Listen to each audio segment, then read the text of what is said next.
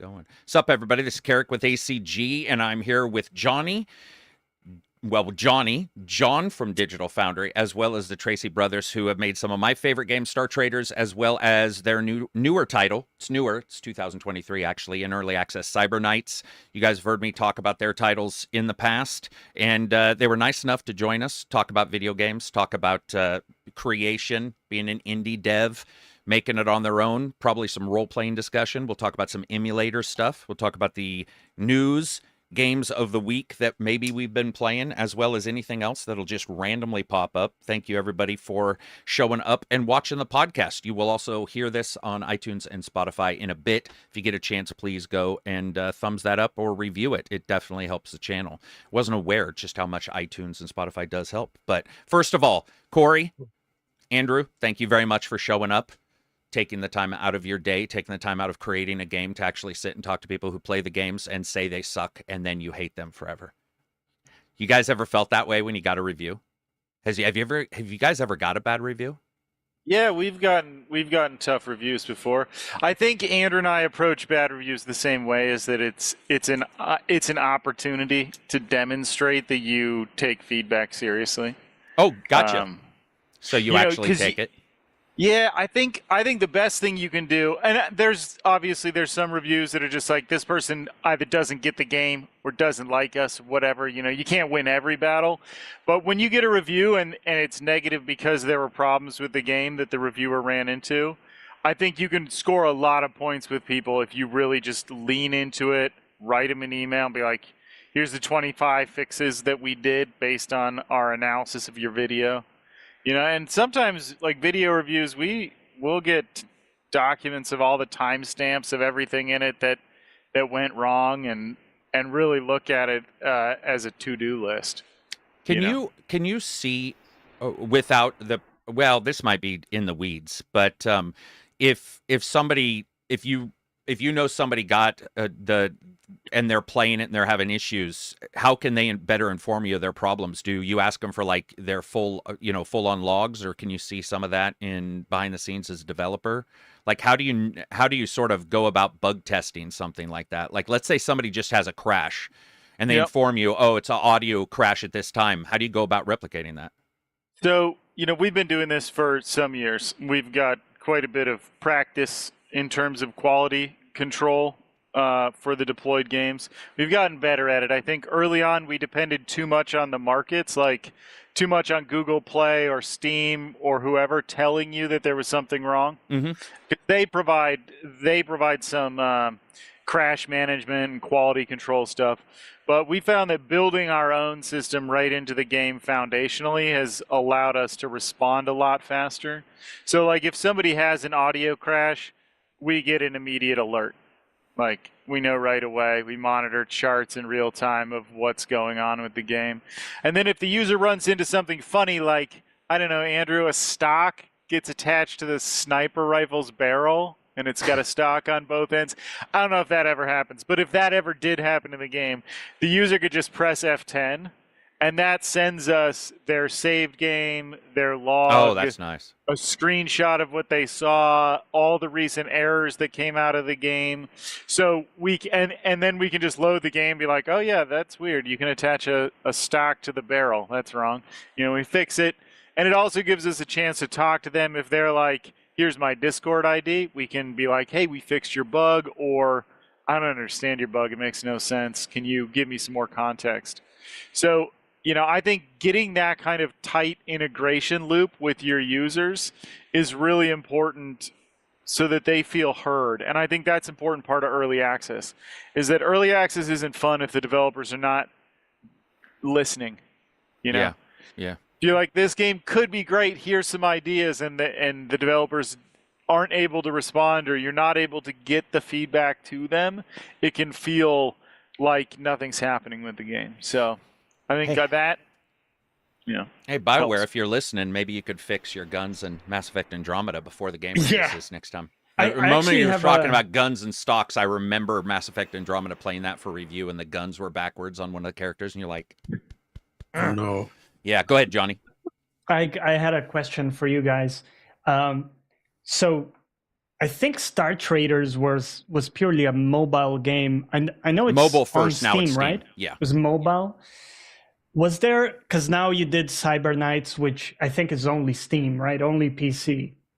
So was there a big shift, like developing for mobile versus developing for PC? Did you guys change your philosophy significantly, or was it pretty much, we got our process and that's it?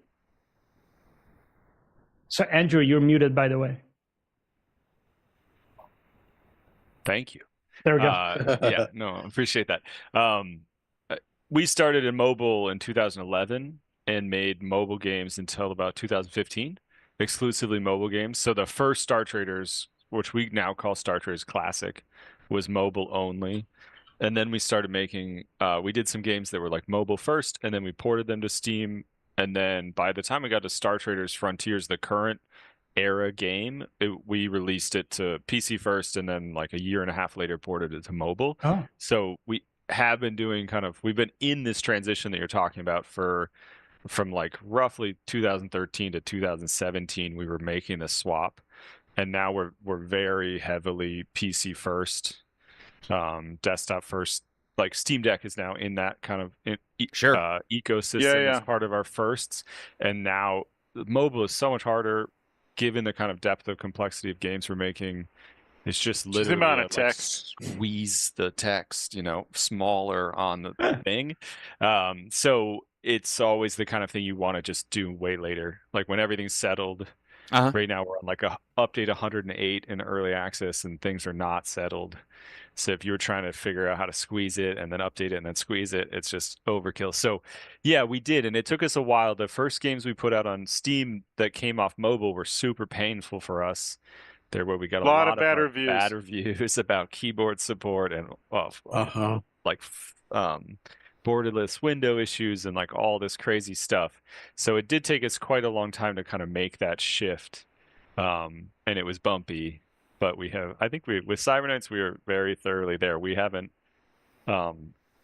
ever really played the game on mobile yet. We will port it at some point, but it's been exclusively a desktop focus. Excellent. It plays nice on the iPad. I'll say that. Yeah, that's true. We'll swing back and we'll ask them questions. If you guys in chat have any questions for them, again, Star Traders as well as Cyber Knights is out in early access right now. You've probably heard me talking about them. Is that mine that's clicking? Does anybody hear that audio? I heard that too. Yeah, that one hit pretty hard. But moving on from there real quick, I do want to talk about, some of the current stuff that's going on in gaming this week and sort of get it covered as quick as we can so we can move on to more enjoyable stuff, because usually news is negative. So real quickly, I did want to do a little roundtable. Anybody who doesn't want to respond, especially you guys as developers, feel free to respond if you don't want to. It's no big deal, but I did want to talk about Xbox raising the price of Game Pass. I don't know about you guys. I think everybody thought, or everybody knew they were going to raise the price. I was actually slightly surprised, probably because of my other streaming services, that it wasn't at $24.99. I'm not saying I'm not unhappy it raised, because that's life. It does suck that it's more money. But I think I'm so accustomed to everything at this $24.99. Remember when you were a kid, it was $9.99? It was like, and then the price, and they figured out $24.99. So when I saw that it was a couple bucks, I know that it's different for different nations and different currencies. But I think everybody expected it. Was anybody surprised? Any thoughts on it? I mean, does it change? I don't know. Does it change the landscape of gaming and subscriptions for anybody here? Feel free. We'll just go with John from DF first. As you guys who cover a bunch of stuff for games and how you get them and all that, is this surprising to you in any way? It's not surprising at all. It doesn't really affect me personally in any sort of negative way, but when you consider how much they've been investing in these developers, right? Something's got to give at some point. And it only makes sense, especially with the Activision stuff, that they would need to raise the price. And I think they've basically done that. And I believe they also they eliminated they pulled back one of the tiers and got rid of the day one, the big day one releases, right? Right. Yeah. So, I mean, have we ever seen a subscription service that doesn't have to raise prices to keep up with that's just the reality of things, right? Yeah. This stuff is not free. So when you buy into a service like this, you kind of expect it to come at some point. I think they've actually held the price pretty steady for a long time. But given the amount of investments they've poured into it recently, and given this does feel like kind of a new era. Like this, I feel like the last 6 months have just been like a new era for Xbox, where they're just like, they've kind of given up the traditional model to some degree, and they're just said, all right, we're taking a new approach. So you're seeing all the things from lots of multi-platform releases coming up. You're seeing that talk this week about the Fire Stick, where they're putting out advertisements saying, hey, play Xbox without an Xbox, right? It feels like they're really focusing now on Xbox is now this service. It's these games. It's no longer about owning the box. And I think in that sense, it makes a lot of sense for them, because they are, factually speaking, trailing Nintendo and Sony in terms of unit sales. It just wasn't working for them, especially in countries like Europe, Asia, places like that, not doing that well. So this is a way to sort of expand Xbox and take advantage of, I would say, the PC platform and other avenues that Nintendo and Sony are not in. So they're kind of playing in a different space now. Like, yes, Sony does have titles on Steam and whatnot, but Windows is ubiquitous. That's Microsoft's product, right? So it makes sense to really, they just want people playing their stuff. And Game Pass is sort of like the entry point to that. But if the Game Pass numbers aren't necessarily where they wanted them to be, which I think we've heard kind of rumors that it hadn't grown at the rate that they had wanted, when you couple that with all those aforementioned investments, price is going to go up. But like you said, it didn't perhaps go up as much as you might have expected necessarily. Yeah. Which is also interesting when you consider just the cost and difficulty of producing a lot of the games on there. I mean, there's a very large range of budgets, right? But the upper tier of games on Game Pass are still, that kind of stuff eats up more money and time than films, right? Yeah, absolutely. It's a gigantic investment. And I think a lot of people still wonder, like, how is a service like Game Pass really viable long term? So maybe this is just part of making it more viable, these types of price increases. I don't know. It's difficult to say I'm not really part of any of this sort of deciding the price level on services like this, of course. So I don't have that much insight into it, but it just makes sense given where game development is at these days. If you want to offer premium, expensive games on your service, you gotta price it accordingly. Yeah. Johnny? Any comments on it? I think the only thing I was confused about is the day one distinction, right? For the tiers. I believe the PC Game Pass and the Ultimate Game Pass versions still give you access to day one for everything. It's only the core, version, which is like a cheaper tier, right? That they introduced. So I'm fine with that. That would have been an issue for me if I have the PC Game Pass, but now I'm forced to pay the Ultimate to get, day one games. That I think that would have been more attrition. But £2 in the UK difference, price increase, I think is reasonable. The service has, I think, gone up in value, right? They obviously keep adding more and more games over time, and we've had some pretty big ones even just recently. So I think it's long overdue. Andrew, what about you as a developer? Are you guys, I mean, not to get into the nitty gritty, but have you ever, or maybe you just talked to another developer who's thought about this, or do you have any general thoughts about Game Pass, about the cost increase, anything like that? Well, for us, Cyberknights will be the first game that we try to port to a console. So it has full-blown controller support and is ready to go. So when we're done with our sort of Steam loop here, early access, Smart. Things settle, much like a mobile port, we will try to go talk to Microsoft and Sony and see if we can get on consoles. Should be able to. We don't see any particular reason we won't, so we'll have to learn more about it at that time. I admit I don't have a console. I'm fully I don't own an Xbox, so to me this all is so interesting. As John said, it feels like there's just this like window here the next couple of years where they have to figure out if this is viable. They've been trying to do this for a while, and I don't know any of the numbers or the sizes really, but does this actually work? And if you lose the hardware behind it, if that falls out of the picture, does that tip the whole thing over? Or can you just sort of start to migrate these people to PCs? I don't know. It's interesting to watch. I don't know. That's my take. Corey, what about you? As a developer, your audio is completely underwater, muted, or it's like underwater. Yeah, I can hear him barely. Yeah. Any better? There it is. Yes, you're back. I think as a developer, things like Game Pass make it harder to connect with your customers. You become like one of this collection of games, and you're not necessarily something that the customer feels a strong connection to, which I think is something that Andrew and I assign a lot of value to, that relationship with the player. But I do think it's really good for developers who find that their games perform well. And not all games perform well on a game system like Game Pass, but they've paid out a lot of money, hundreds of millions of dollars, to big and small studios. So I think, I personally think it's a good thing for the industry.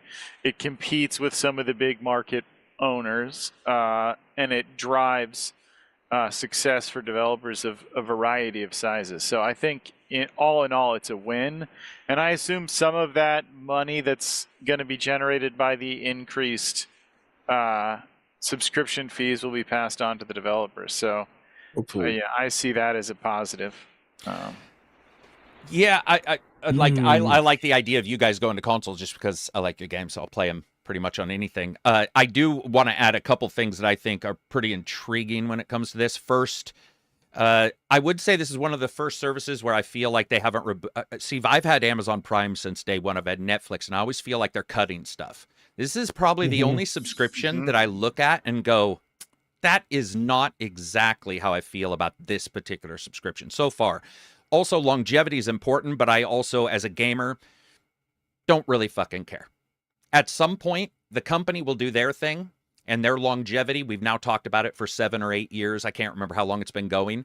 You hear somebody say it can't last, and I'm like, it's lasted longer than some of my friendships. Lasted longer than many of my friends' marriages. It's lasted long enough. At this point, it is just a service, and it's out there, and it's doing something. If it goes away tomorrow, just like normal chaos theory in life, things fall apart. I'll expect that, but I'm not too nervous about what it does internally with Microsoft. I don't really care.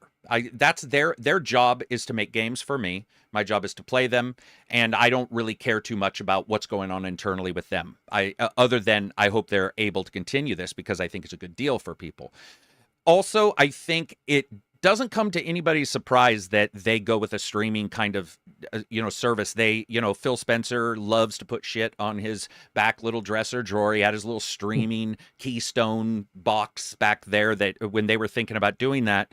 And we talked about it on the podcast almost 3 years ago when we were trying to decide how they were going to do this. And one of the things I've always pushed for is an OEM system where they say, why are we the ones making the hardware and supporting it year after year after year? If we can have a streaming service, and I'm just talking about streaming, I'm not talking about Xbox, saying, hey, Fire Stick, you handle it. Roku, you handle it. Google, whatever Google's got, you guys handle it. iPhone, you guys handle it. You guys handle the hardware, and we'll handle the app. And we'll take care of that.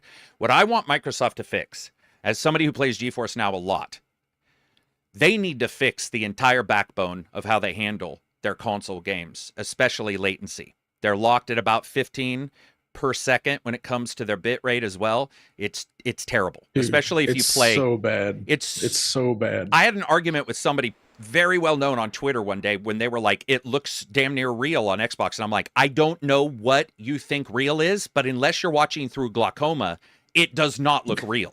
It is in bad shape. And I like streaming services, as in I want people to have those options. That is bad currently. It is bad. I famously don't like streaming services, but I've publicly admitted that GeForce Now is extremely impressive. It's bordering on feeling like it's running natively in front of you, which is insane. Like the accomplishment there is really, really, really impressive. But the Xbox solution is like, it feels like 10 years ago, where you're like looking at a low bit rate low quality stream. It's not completely smooth, and it's completely mushy, ugly, and bad. It's not a good option right now, and that's on them to fix that. If they're serious about it, then they need to look at what NVIDIA is doing, I think, and be like, hey, can we achieve this? Well, because right now they're not even close. That was what I was going to add. You know, Microsoft is putting Game Pass games on NVIDIA, and we talked about it in our last podcast, as well as a big Discord podcast we had yesterday with a bunch of people in chat. And I was like, listen, man, at some point, maybe Microsoft just looks at NVIDIA and says, hey, guys, let's just do a deal here. Let's get this off of the Xbox systems, whatever they're running. We were informed that the hardware technically are Xbox systems that they're running from. So I don't know if that means there's a bitrate issue with CPU load and that they can't raise it above 15. But I don't think so. I don't think so either, but I don't know how much they can raise it because the portal is also locked at 15. And that also looks bad. So there's something going on their side. Both of those companies need to fix their cloud/streaming services if they're going to market them as a big proceed deal. Right. Yeah. But then again, I might argue that the people that are buying a streaming stick to play Xbox games probably don't give a shit anyway, just about quality, right? Like if you actually care about video quality, you probably bought an actual box.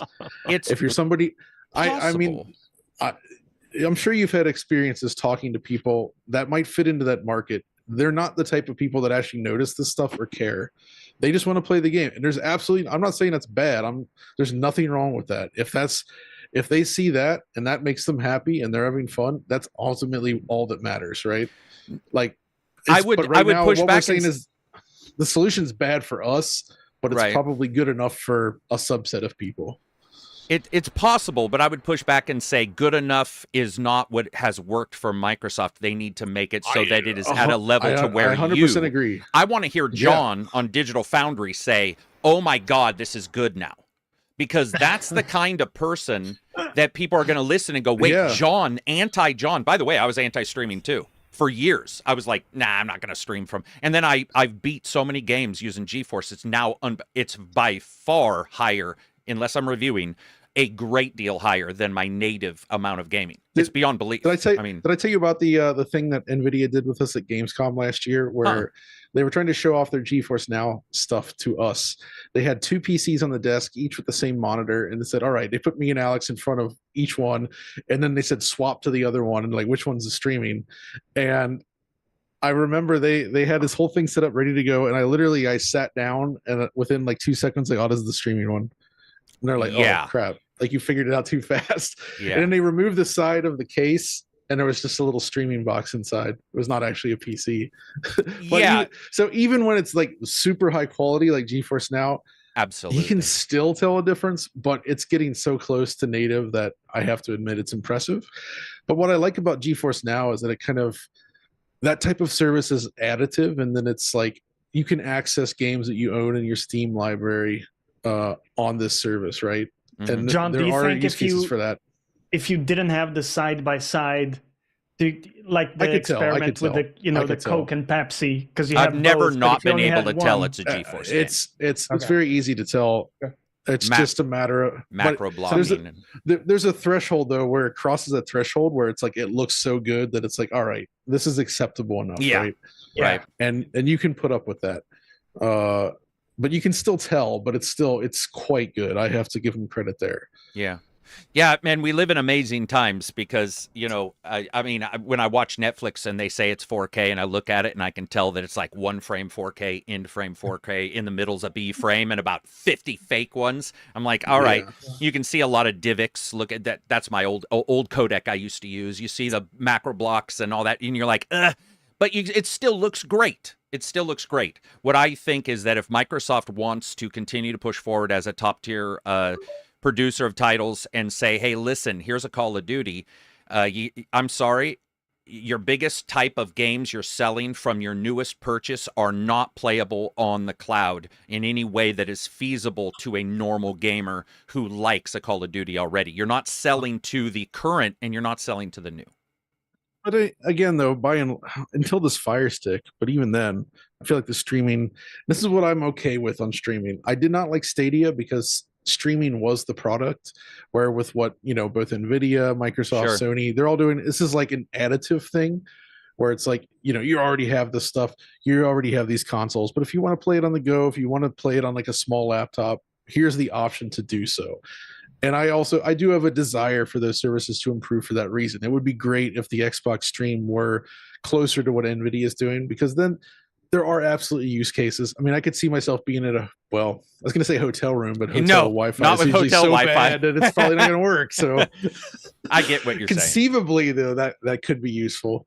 But it's still beyond the streaming, though. I kind of wanted to ask you what you thought about. I've been thinking about the polar opposite nature of two of the industry titans. So basically Microsoft versus Nintendo. Microsoft has gone all in on these services, right? They're like, you pay this flat fee, you get all these games, games are always on sale. We're giving you games left and right. Here's all this stuff. Nintendo's like, everything's $50 or up. It's all full price. We'll maybe give you a sale once in like 4 years, take it or leave it. But it'll be 10%. But or 15%. Exactly. But you look at their success. Switch is the most successful console in Nintendo history. They are selling so many units of hardware. Their games are successful. They've kept the actual budgets of their games kind of in check to the point where like everything seems to be succeeding. Like they're doing extremely well. And I think the approach is so interesting to look at, because theoretically what Xbox is doing feels more quote unquote consumer friendly, but it's also kind of training people almost to like devalue games to some degree, similar to what happened in the mobile space, where we used to have a lot of paid mobile games. And I feel like mobile game quality was actually largely, in some ways, better back then. Like there are some amazing free to play stuff, actually, I have to admit, but I think it had not a very positive effect on it. And I get this, I've had this lingering fear about the console space, where you look at, you see this reaction, like people are like, oh, it's not on Game Pass, I'm not going to buy it. Not on Game Pass, won't get it. And I'm worried about how that impacts the psychology of actually investing in games at all. And if you're not at like super low price on a service or free to play, there's a subset of people that are becoming increasingly less likely to want to give you a chance. Nintendo never, ever even opened that door. They're like, no, this is what we're doing, and this is our model. And they've stuck to it, and it's worked. So that means that people are still willing to pay a good amount of money for these experiences. And for my own buying habits, I've also found that if a game comes out on Nintendo and I want it and I want to own it, I'm just like, well, I may as well just get it day one, because it ain't going to go on sale anytime soon, right? And that it's kind of almost perverse that it works that way, because I'm like, well, they're not going to give you a deal, so you may as well just spend the money now, right? Where Microsoft is kind of doing better for like people's wallets, but in terms of what it does on the psychology side, I don't know. It's a topic I've been thinking about a lot, and I'm curious what you guys think about that. I do want to point out that like the positive. So I agree, as somebody who reviews games based on cost. I know not everybody agrees with that, but I buy the game. So to me, I am telling you, I spent $60 for this. Even if a dev gives me a code, I still buy the game, because I do feel that there's a psychology with buying something. There absolutely is. That's why when I review a Game Pass game, I do it a different review style. It's like pass, wait, download it now, what have you. But I will say this: Nintendo is in the fucking Stone Age. Their version of friend codes and not even the ability to do talking. It's like two styrofoam cups with some yarn between. They are so ancient in how they did stuff that it's also surprising that last year they platinumed last year themselves. Last year's games from Nintendo were unbelievable.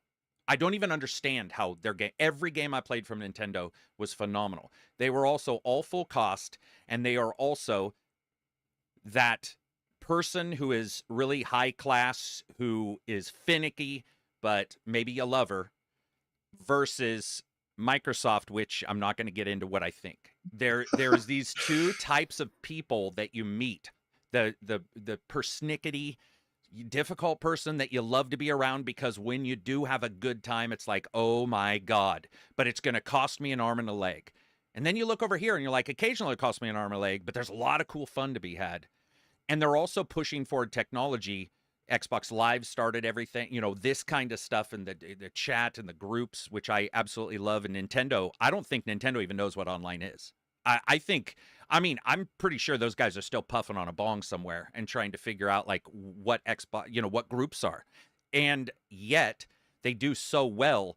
My question is more along the lines of, if they did do more of the technical advancements like a Switch 2, would that even help them? Or are they selling to a group that doesn't care? I don't know if the consumer base overlaps as much as maybe we're giving them credit for. Yeah. Like it feels to some degree, probably, but maybe not as huge as we think. You're right. Yeah, maybe not as huge as we. I mean, the people I That's talk a good to, point. They're playing Zelda, and I'm all, and the way they talk about it, I loved Zelda, but I'm all, not 100% sure this is what you think it is, but the way they talk about it, it's almost like a friend that you have that you overlook all their issues because you absolutely cherish whatever it is. And I cherish Nintendo's offerings on the software side, but their hardware, I'm sorry.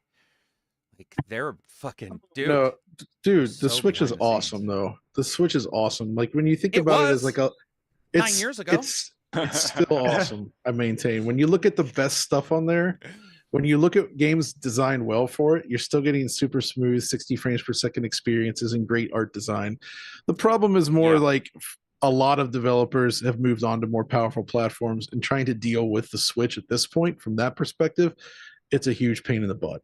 Expensive. So it's for Nintendo itself, I think the Switch is ample, but for most other developers, yeah, it's extremely outdated. But John, we see even for some flagship developing houses like I forget the name, the guys that do Pokemon, they struggle, man. Oh yeah, like well, their to be games fair are though, they have rough. struggled. They have always struggled, right? Like Those you guys go back that to struggle DS, with a 3DS, like supercomputer, dude, they'd still get 12 FPS. Like I don't know. Their games are technically inept. They're rough. They're rough. They are inept. They're real messy.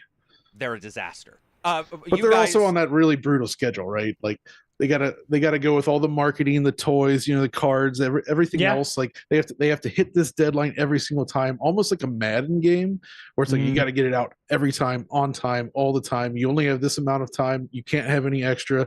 You don't have R&D time. You got to get all these Pokemon in there.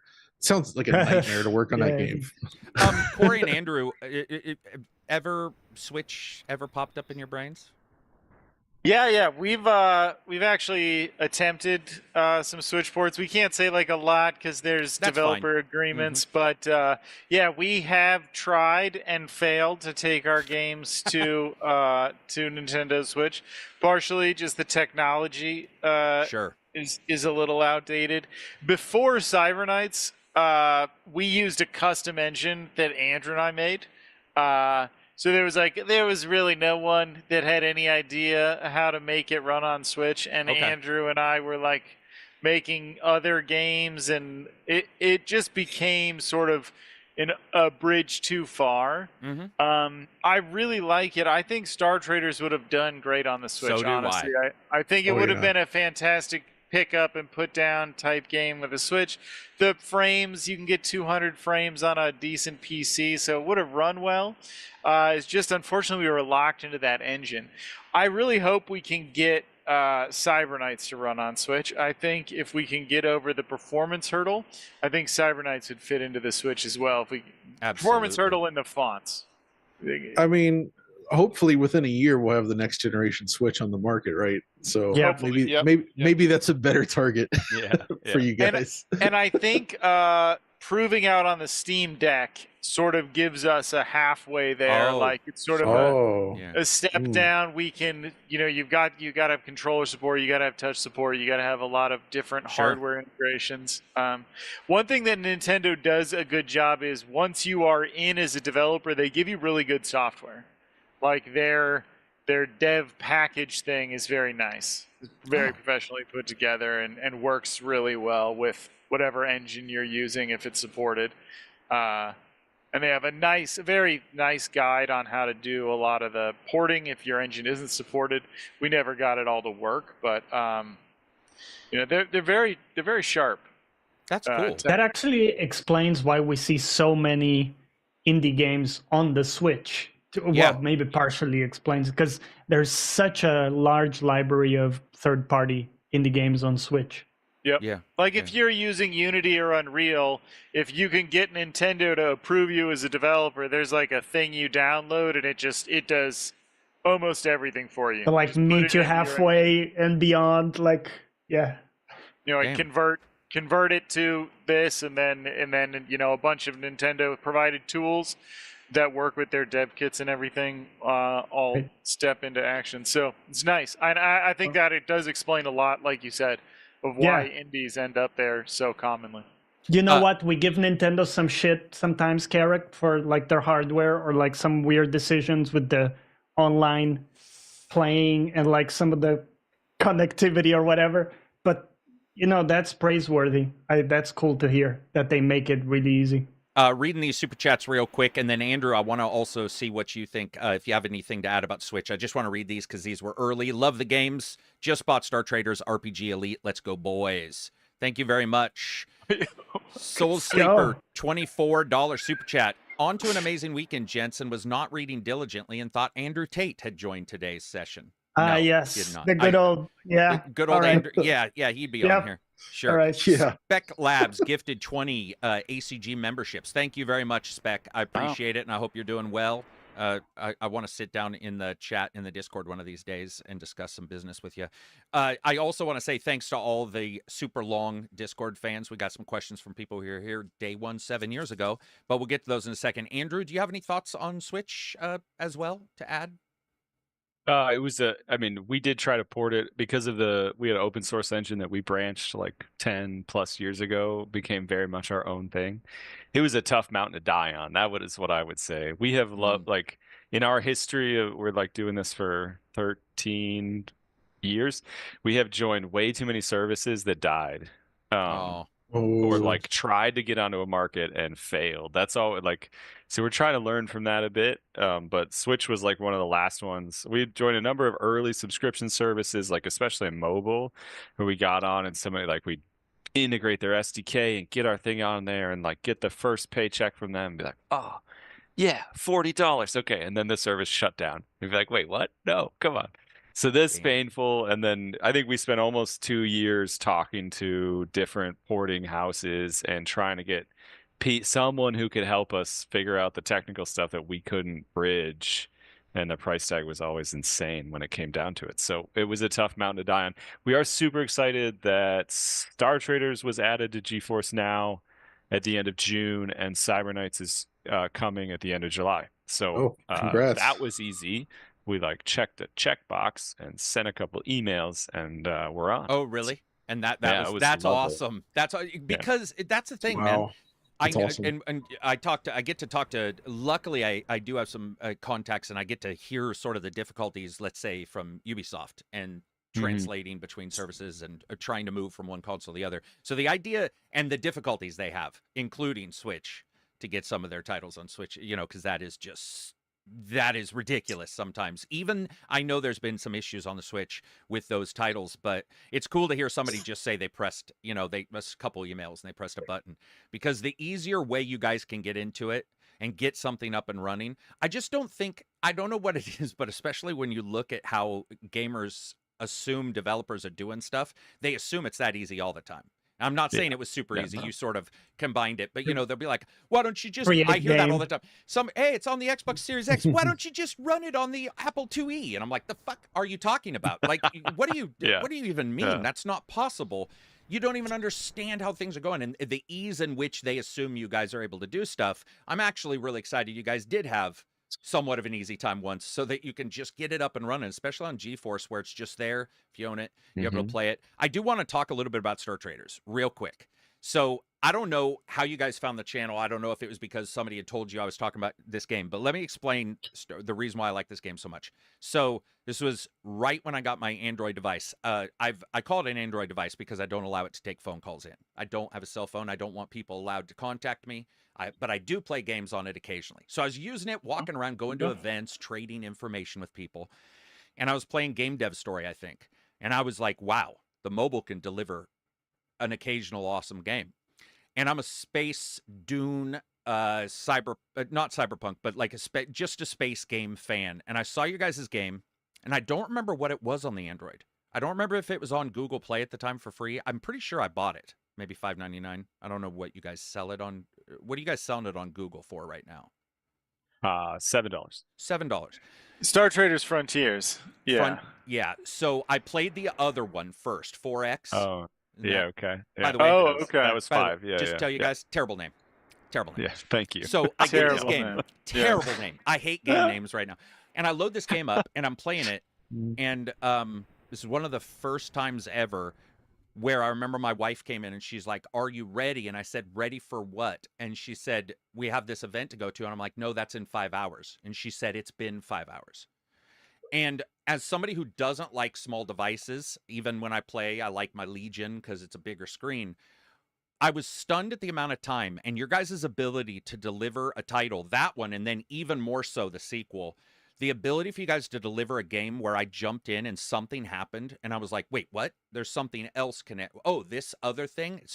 There's State of Decay. A couple other games have made me feel this way, where I'm always trying to put pieces together and going, is this a main story thing? Can I really do this? Or are they pretending I can do that? Like, is it just sort of that facade, which I'm fine with. Lie to me, lie a little, tell a lot. I'm fine with that. But your guys' game was not lying. And then I jumped into the new one. And the side battle, the sort of card-like way in which you guys present things, as well as Slay the Spire, I guess. There's all these influences I see in that game. I got to say, man, your guys' ability to deliver a title that jumps around in some of its way it does stuff, a lot of text. It's, so somebody, if you want to read, this is the game for you, because there's a lot of text and a lot of questing. But I remember doing something for somebody, and I was fighting to get the ability to do their quests, and I thought it was going to be something pretty lackluster. And then I realized you could blockade planets, and it was just this constant sense of discovery that your guys' game, other than a couple others, has made me talk about it. You can tell I'm a fan when I talk about it a lot in a podcast. I don't care if people are listening the next week, and I'm still talking about it. People are like, dude, move on. I talked about your game for like a year. And it's because of that organic feel that I had in your titles, jumping one to the next to the next. However, when it comes to those games, I jumped into them when they were done. And you guys have heard me, I'm sure. I do have an issue with early access. And I saw that when I was talking back and forth on Twitter with your contact, we were talking, like they were explaining how you guys do early access, which I think is not rare, but is definitely a step above most. So a lot of companies will have a Discord, but you don't see the people in there. And that's something, like for me, I have a Discord and I'm in there all the time, probably to people's ultimate sadness, but I am. You guys are in there all the time. I haven't jumped into this one. And the reason why is because early access to me normally leaves such a bad taste in my mouth. Because while I can affect the game, I'm nervous that I'll get burned out by the game. That by the time it's complete, I will be unfortunately done with it and I won't get to see the completeness. So what I want to know from you guys is, you guys did this, you kickstarted this one as well, right? You kickstarted Cyber Knights as well. Cyber Knights. Yep. Yes, we did. So how do you guys, I know you guys have done a ton of updates. People are really happy. The reviews are super high. How do you guys handle somebody like me who says, not a person who's holding off, but how do you keep the surprise going if at the same time you're asking everybody for input on things you want to change? I'm sure you're holding some stuff back, but how do you keep people invested in something in what's going to be an enterprise of what, maybe 2, I don't know how long your early access is planned, but like, how do you keep people engaged in that? Or are you maybe just saying, it's fine if you're not engaged, thanks for supporting us right at the starting? Like, yeah, how I do think you do all that? One of our biggest things, like our stock answer to somebody who has this question, like, should I get in now? The answer is almost always no. If you're thinking that way, if that's and I totally understand that, and I have that feeling about early access games often as well, just because of my amount of time I have to play games is limited. So like, if I get into it and I play it, I'm going to play it sort of till I'm done with it usually. And then I may not come back to it with the same gusto. Maybe I'll look at it again, but maybe never again. So our general answer is like, no, we really think we'd love you to wish list and we'd love you to come back. Wish list. Right. True. Like check in, follow us, keep an eye on it. Like we're on update 108 right now. We're doing like one update every day. Every other day, there's always something new. There's new stories, new maps, new content, huge new systems dropping like every 2 weeks. So there's a lot going on. Like for the players who we just said, some players post up reviews with like 300, 400 hours in the game. Damn. They are finding stuff that is bringing them back. But we're at the pace that we're going, our aim is to roll out the systems that are in our design fast enough that those players have something new to check out. If like somebody was like, oh, I'm going out of town for the weekend, like I'll be back. Like, oh, we'll see how many updates you guys have done. And we're like, all right, well, we'd dropped the entire crafting system on Friday. And then on Saturday, we updated this major system. And on like Sunday, we have these new things coming out as well. So by the time they came back, like, yeah, it's a different game again. So we are working. Awesome. Our thing is like pace is so important in early access. If you let off that accelerator, if you're not showing the community, we call them F10s, the like bug reports in the game. If you have a problem, you have a feedback, you hit F10. Like we're going to try to do something about it in days. The F10 system lets us do like a lot of hot fixes. If there's a real bug, we're like an hour later, build this up. It's fixed. Thank you. Gotcha. We're all over it. So, and then we're just pushing like big features and content story. And the places where we want to hold something back, like some players are a little miffed because some of the storylines just have like a pause node. Try to be really upfront, like this storyline has stopped here. We're not going to release anything else. We don't want to leave you in some weird floating state where you don't know if it's going forward or if it's not. So we just put in a node at the end of your timeline that says like the story about your Vanguard's lost brother is paused, and we'll come back to it. We'll fill it out, but we're trying to avoid in that case being like, oh yeah, we added like a drip. We really want to be like, okay, that storyline, all of its cool completion is like to the end, go for it. So it's a mixed bag, but I think for us pacing and really like staying close to the community, and especially the people who are playing a ton, talking to them every day. We're always in the Discord and like just pushing things forward so that they've got something else to check out, give us feedback on. And I think a lot of people feel like they're really, they have a hand stirring the batter in the kitchen through the window or whatever, because they know they've been in there, they've given us so much feedback, and we actually are like, oh, well, those are my bugs. Those are my fixes. I suggested that. Holy crap. They added that program. Matrix program decoy is in the game. This armor I requested, like it's in the game. And so when you compare that type of process with the traditional, like, develop in an island and then release the full product before anybody sees it type thing, where it's a much more, I guess, isolated type of thing. Is that one of the reasons you decided to go with early access, because you wanted the continuous input for and stuff? sure. Yeah, I mean, this is sort of, this one is so baked into how we have done this for the last decade. We always released games. We got better about this, but like we've always released games way too early. Like they were not ready, and we put them out on the market, and that we didn't know how to, like, back, that was before early access, really, like before we got to Steam, and we would just release a game on mobile that was like, it wasn't without fun. Sound. Without sound, with like no art, like stuff I drew. That's awesome. Like, sound. We'll get to that. Yeah. So then the people start screaming, and you start fixing, and then you're like, wait, but the people stopped screaming, they got happy. Like, so this is sort of just come to us, and every game we've released, we've done. Used to call it alphas. That was what we would call it, and we did one for Cyber Knights, like this year-long process before early access with 1,000 backers from the Kickstarter. Gave them the game and did the same process, like with them, as many of them wanted to play as long as they wanted to play, to try to, but it's the core thing is, you're saying, if you go off in a back room or lock yourself in a bunker and iterate and make you and the people in the bunker all love the game, and then you come out of the bunker, you're like, look what we got, and somebody's like, well, the assault rifle's backwards. Like, what have you been doing? Yeah, right. The chance that you miss, or you just like screw it up, or you didn't get enough here or there, is really high. That's what, for us, early access is great. If we can convince people to wait, if this isn't for you, don't wish list, come back later. But like, if you want to be in on something that is happening, we're doing it every day. That's all we do, is work on stuff for you guys and put it out, and we update nonstop. So if you want to be sure that we get the assault rifles, pointing the right way, you know, come Barrel join. first, baby.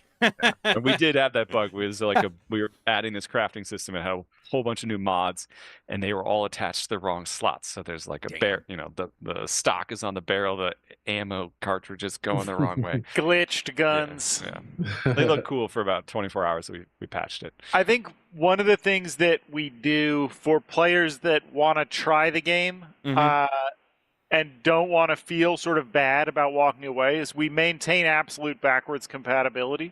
So if you come in, you play the beginning. Oh, I got you. Okay, sorry. Whoa, wow. You can That's always rare. load the game like a year later. Like Star Traders, if you played day one on Steam and loaded it today, the game would be fine. Everything would work, and all the new stories, like you were talking about, how kind of just like you bounce from connection to connection in this Yeah, it's web. awesome. Yeah. All those webs just get added. So if you play Cyber Nights for 4 hours, take a year off, come back, your game's still fine, your guys are still there, your crew's there.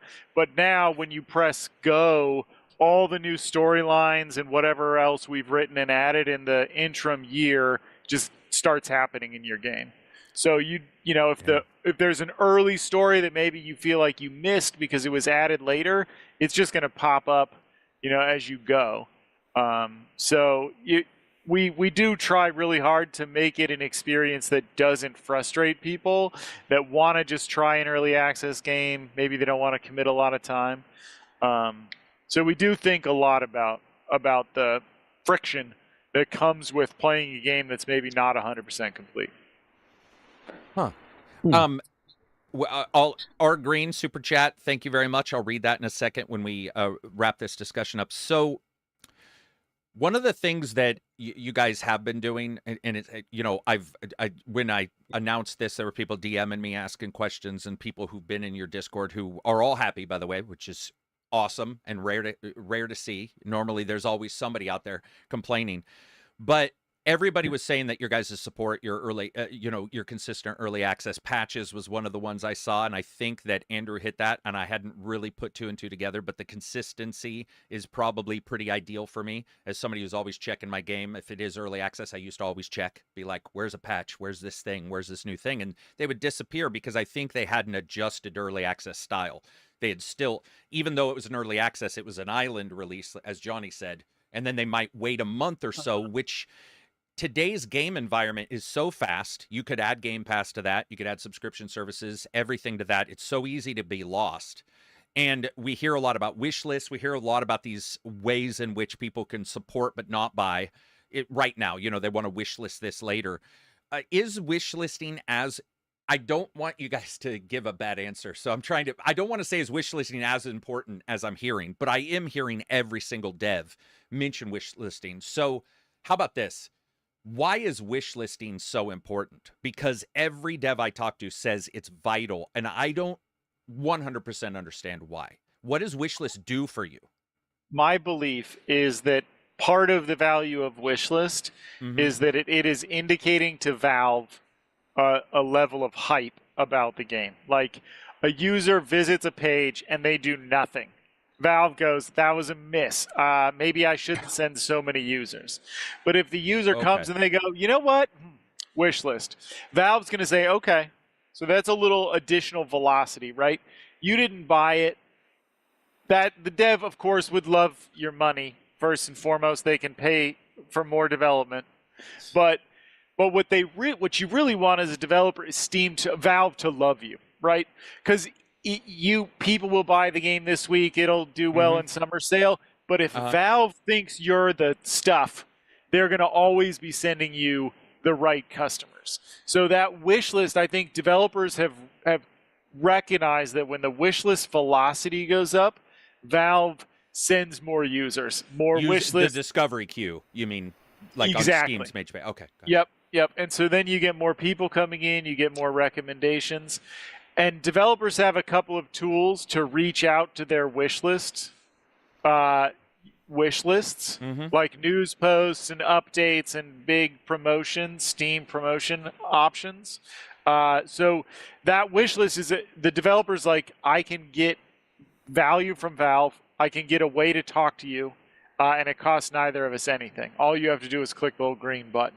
So I think developers have figured out that it's it's a low-cost way to get that engagement. Mhm. And then, especially early access developers are like, don't even buy it right now. Just wishlist it. You'll get a big announcement from Steam when the game's ready, and then you can buy it.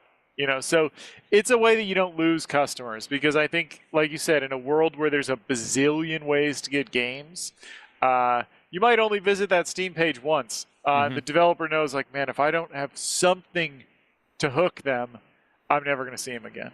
So the wish list is that. I think is that for a lot of people.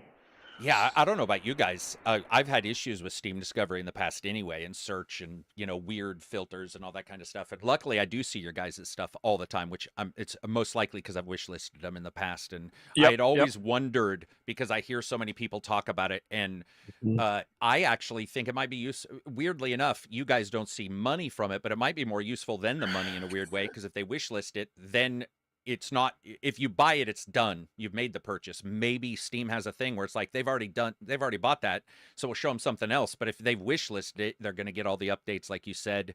I hadn't really dived into it that much, but it's an interesting way that Steam works, because it reminds me of the thumbs up on YouTube, but it's actually useful and means something, which is a huge difference between YouTube, where nothing means anything. You know, whether it be a comment or a thumb up, it means absolutely nothing.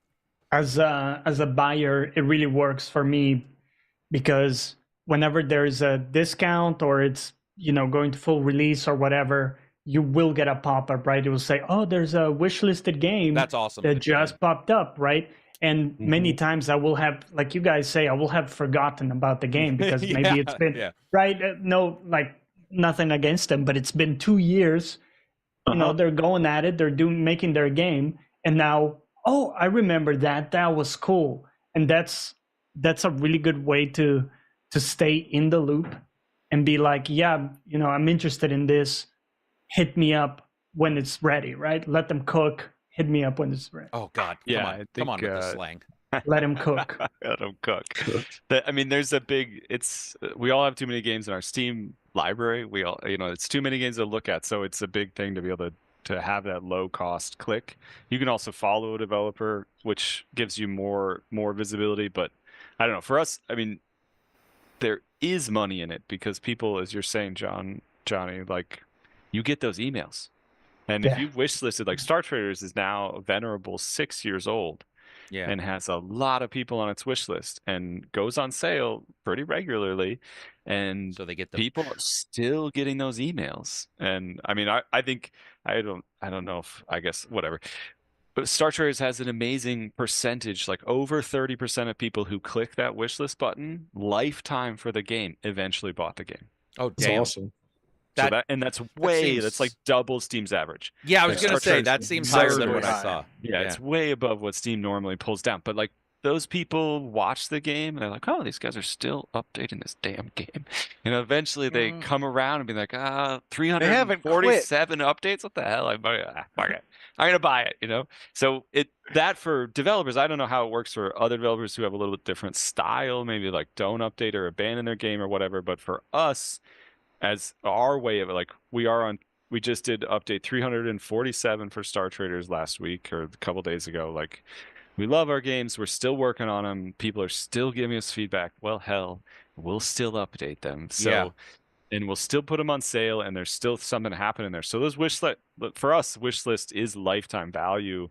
You click that, like, we won't forget you, and we'll keep reminding you, and maybe you'll eventually give in and just, you know, join the family. I love the idea that there's a real feedback too, because John's YouTube, I'm YouTube, Johnny's YouTube and Twitch, and we see the algorithm and the feedback not one for one. It's not even 1 for 100 anymore. If somebody subscribes, it means nothing. If somebody thumbs up, it means nothing. If they comment, it really means very little. It's whatever the algorithm is matching you with other videos. I've seen videos do insanely well, and they're really not matched, but for whatever reason, it hit the zeitgeist. And then another one that appears to have everything it should, it doesn't seem to be catching on. And I'm not just talking about my own personal one, so do I. But with you guys, the ability, like you said, the ability to do an update for an old game. I'm pretty sure when I first said you guys were on here, I'm pretty sure one of the first comments in our YouTube was you guys had updated Battle Brothers. Is that correct? Or Battle Templar Templar Battle Force, yes. Templar Battle Force, sorry. And somebody noticed that you guys had updated that years later, and they were like, dude, they just updated that, or they updated at some point. They said it at the starting. Yeah, pretty recently. Yeah, so the idea that you guys are, and it's smart on your guys' part. I'm not saying you're doing this, but it's very smart to continue in some way to work on those older games, because then, like you said, if it goes on sale or what have you, that's just a way for you guys to get some money, some new fans who then might see and go, oh, they have a cyberpunk heist game that's like XCOM. What the is going on? Because that's the way I felt, because I was playing your guys' games, and when you guys showed this one, I was like, what the hell? That's not what I expected. And then I was like, oh Christ, that's exactly what I want. But now that I think about it, I don't think I would have found out if I hadn't, because I don't follow Kickstarter. I think pretty much the only way I found out was Steam. So one time Steam worked right. Sorry, Steam doesn't work right for me almost ever. So I'm really happy it worked for me on your guys' game. Our Green is asking a super chat. It's probably more for maybe John and myself. John probably knows maybe more about this, or I don't know. I think we've talked about this before. Arg says, awesome guests. Can someone explain downgrades like the Watchdog and Division? I believe he's talking about the E3 trailers we saw and were so often discussed. The Puddlegate. Are these Watchgate? Are these early release versions ever real, or just too system expansive or expensive? I want to say what I think, and then you tell me I'm wrong, John. Here's what I think happens. I don't think it's always these companies out there to grift you. I think many times their assumption of technology and their ability to deliver something is pretty much exactly what they're showing or close to it. Some have lied. But I think many times these companies are trying to show you what they think they're going to be able to hit. Especially, I believe Watch Dogs was pre-Xbox Original and PlayStation coming out, and I believe there was a misstep on maybe what they thought the technology would offer. And then a lot of it is just how game development goes. They think they're going to be able to deliver something, and they can't for the frame rate and the resolution they're trying to hit, and so they have to change it. Am I completely wrong, John? Man, the thing is though, is it's going to vary a lot per project, right? And it is obviously a lot of. I think people would be surprised at how incomplete games can look throughout their development cycle, even within like a year or less of release. There's still going to be a lot of stuff that's extremely incomplete. Like I was involved with a game that I can't say yet, but like even like a year out, like even though the game was playable from start to finish, like most of it was still white box. Absolutely. Like, still detail going in everywhere. And like, so you're like targeting this thing, and you make this perfect little, I think the Evening Star guys taught, well, there's vertical slice, but also these beautiful corners.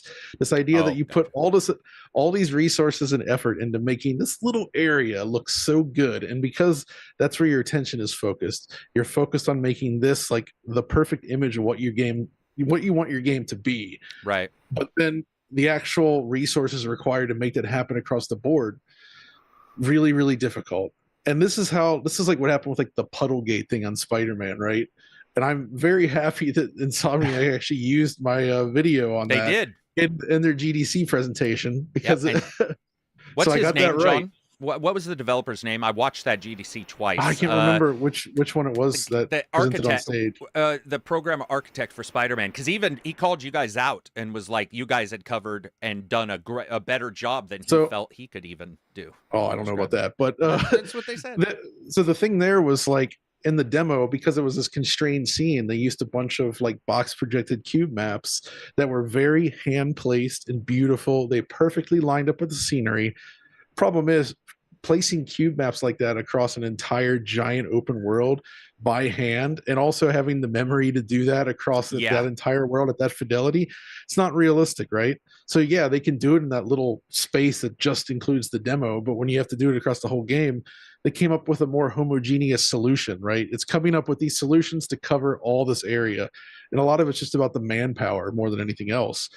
And because of that, they couldn't take that exact approach that they used for this vertical slice across the whole game, and it changed, right? And it's technically, you can describe it as a downgrade, but it's more just like the reality of what it takes to build these things.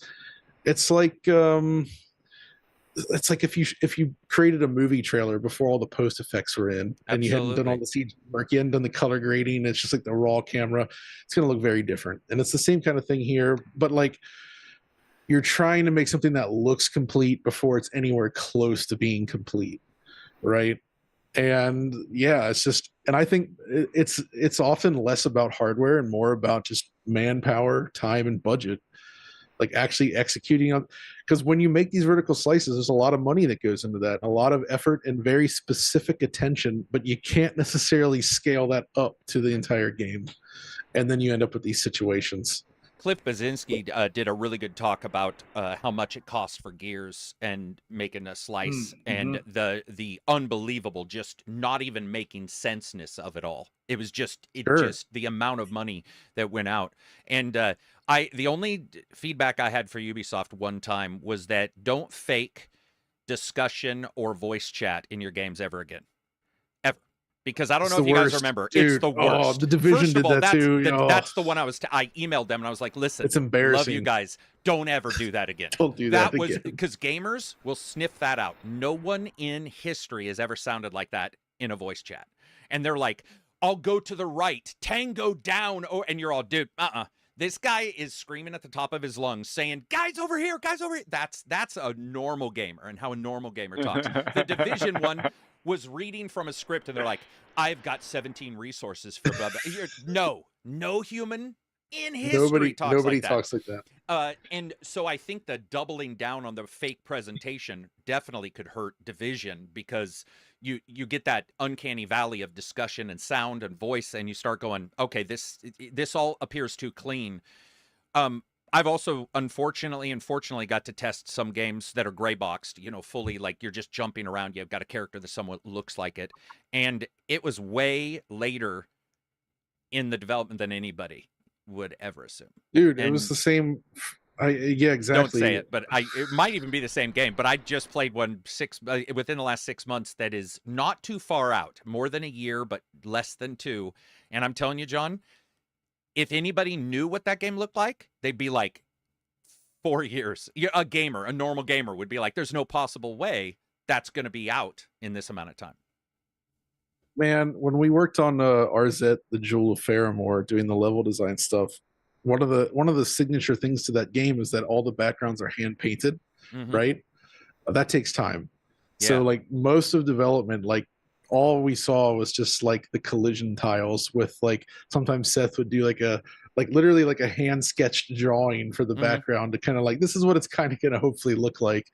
And then only in the last 6 months you started to see the backgrounds, like the artists start to finish the backgrounds and then get them integrated into the game. And it's like, it completely changes everything. You're like, oh, this looks great now. Like, you kind of have to go, you're going off such a feeling for so long.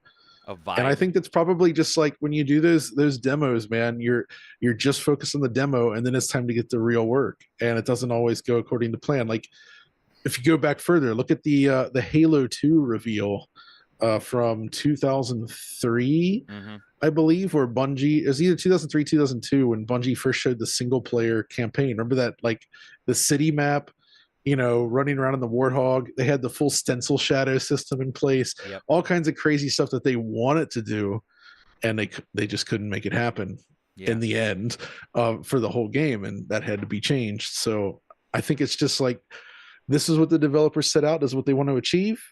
And then the real development happens, and sometimes you just can't make it happen. And there's so many reasons why. And I don't think it's never malicious, though. Like 9 times out of 10, I'd say nobody wants to fool the customer. That's a very bad thing, and it only reflects bad on your game. And nobody it costs wants you to so do much that, right? money to make those, you probably don't want to do them anyway. Right. And I do want to say, I'm now going to argue with myself and say, unless the motherfucker is a CGI trailer pretending to be real. And I'm sorry, I wish those would die in a fire. Like, any of the CGI trailer stuff kills me now whenever I see it. Yeah. That's the one thing I would like to see go away from the industry. Just get rid of the CGI trailers. This is going to be Fable. And you look at it and you're like, that kind of creates a problem, though, because like, if you want to announce something, how do you show it? And you don't have that money to make that vertical slice, or you're worried about a downgrade situation, what do you do? CG trailer, right? And instead, so it's like, but maybe the answer is stop announcing games so early. Right. They didn't need to announce Perfect Dark like 4 or 5 years ago. Yep. Remember they really when, should not have. Dennis Dyack was talking about when he was making Too Human. Dennis Dyack was saying that he wished we could go back, or we could go to a time where you had like 3 to 6 months before anybody knew about a game. Now leakers will destroy that quite quickly. Unfortunately, leaker is going to destroy that. But I do like that. I do like that situation. I don't think Shadow Drops I'm as excited for because I love the idea, but I don't think they sell as well as people think. No. I think, in fact, I think Hi-Fi Rush ultimately was probably negative impacted by a Shadow Drop versus maybe 2 weeks. Give it some PR juice. I mean, I'm not even talking about myself because I rarely do previews, but get some people to, experience it, stream it, do a level or have a demo. We have some questions here for these guys real quick. Let's see. Man, we got a lot of questions. Okay, let me do Discord questions first. Thank you, Discord, for reminding me. I always ask you guys to give questions to the guests, and then I immediately, of course, disregard them right away. Sorry. I always mistreat. Let's see. Here we go. Nangle is asking both you guys, when developing strengths, weaknesses, counters in a game's mechanics, so for your a character in the game developing a perk or strength or weakness, how intentional are you? And is there a typical pattern you ensure is occurring? For example, do you determine before development begins that X is going to be strong against Y, so fire against water, but weak against Z? Or is it more of a natural occurrence during development and during playtesting? So does that make sense to you guys? Yeah. Okay, go for it. So I would say that we often start with a set of rules, concepts of strengths and weaknesses. We do tier lists. So here's the tier list for this category. Here's the tier list for this category. Mm-hmm. So we can come back and we can be like, all right, here's what an assault rifle. When I say an assault rifle, I mean this much recoil, this much damage compared to the other things. So you do that kind of strength comparison and you come up with a set of rules. We're often looking for ways to connect systems. So that's a big thing for us is there's kind of a rule that interactions should never just be like 2 mechanics. There should always be multiple mechanics interacting. And I think for us, one of the important things is you make that set of rules and then you don't feel like they're really law. They're like guidelines where occasionally you have to go outside the line. Sometimes you need to turn things on their head or have exceptions that feel fun. That comes back to a lot of our, we try to write the rules, we play test the game a ton, and we're always what we call chasing the fun. So if there's a mechanic that feels great, some of the moves in Cyberknights were sort of glitches or things that didn't work right in another implementation, but you were like, that's a fun mechanic. We need to figure out a way to bring that forward. So a lot of experimentation and tracing down things that feel good. Would you guys say, sorry, Andrew, did you have anything to add to that before I wanted to do an addendum to this? No, I think that was good. That was awesome. When you guys so we've talked about this a little bit prior, but then I saw your interviews. You guys do a lot of pen and paper testing of your games, as well as just, it sounds like Dungeons & Dragons. That's what I'm going to call it, role-playing for anybody else. It can be anything. Are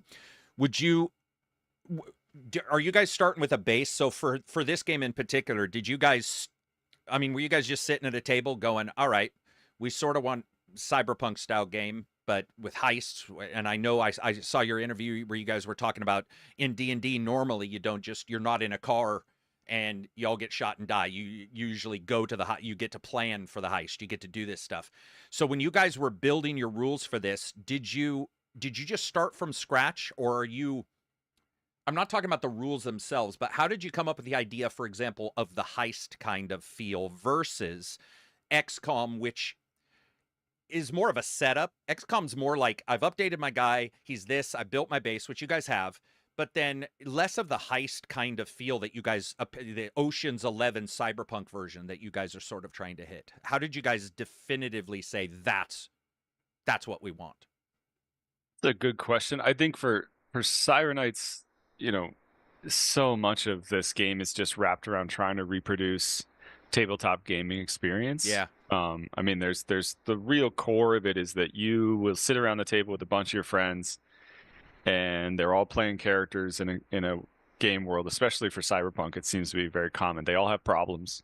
They all owe somebody money. Yeah, Somebody's trying to kill that guy. Like, merits and we're flaws. running from There's this always a other. problem. Yeah, they have a huge mess, and half the game is like literally trying to get them in the van so we can go on the heist because they got problems, right? Yeah.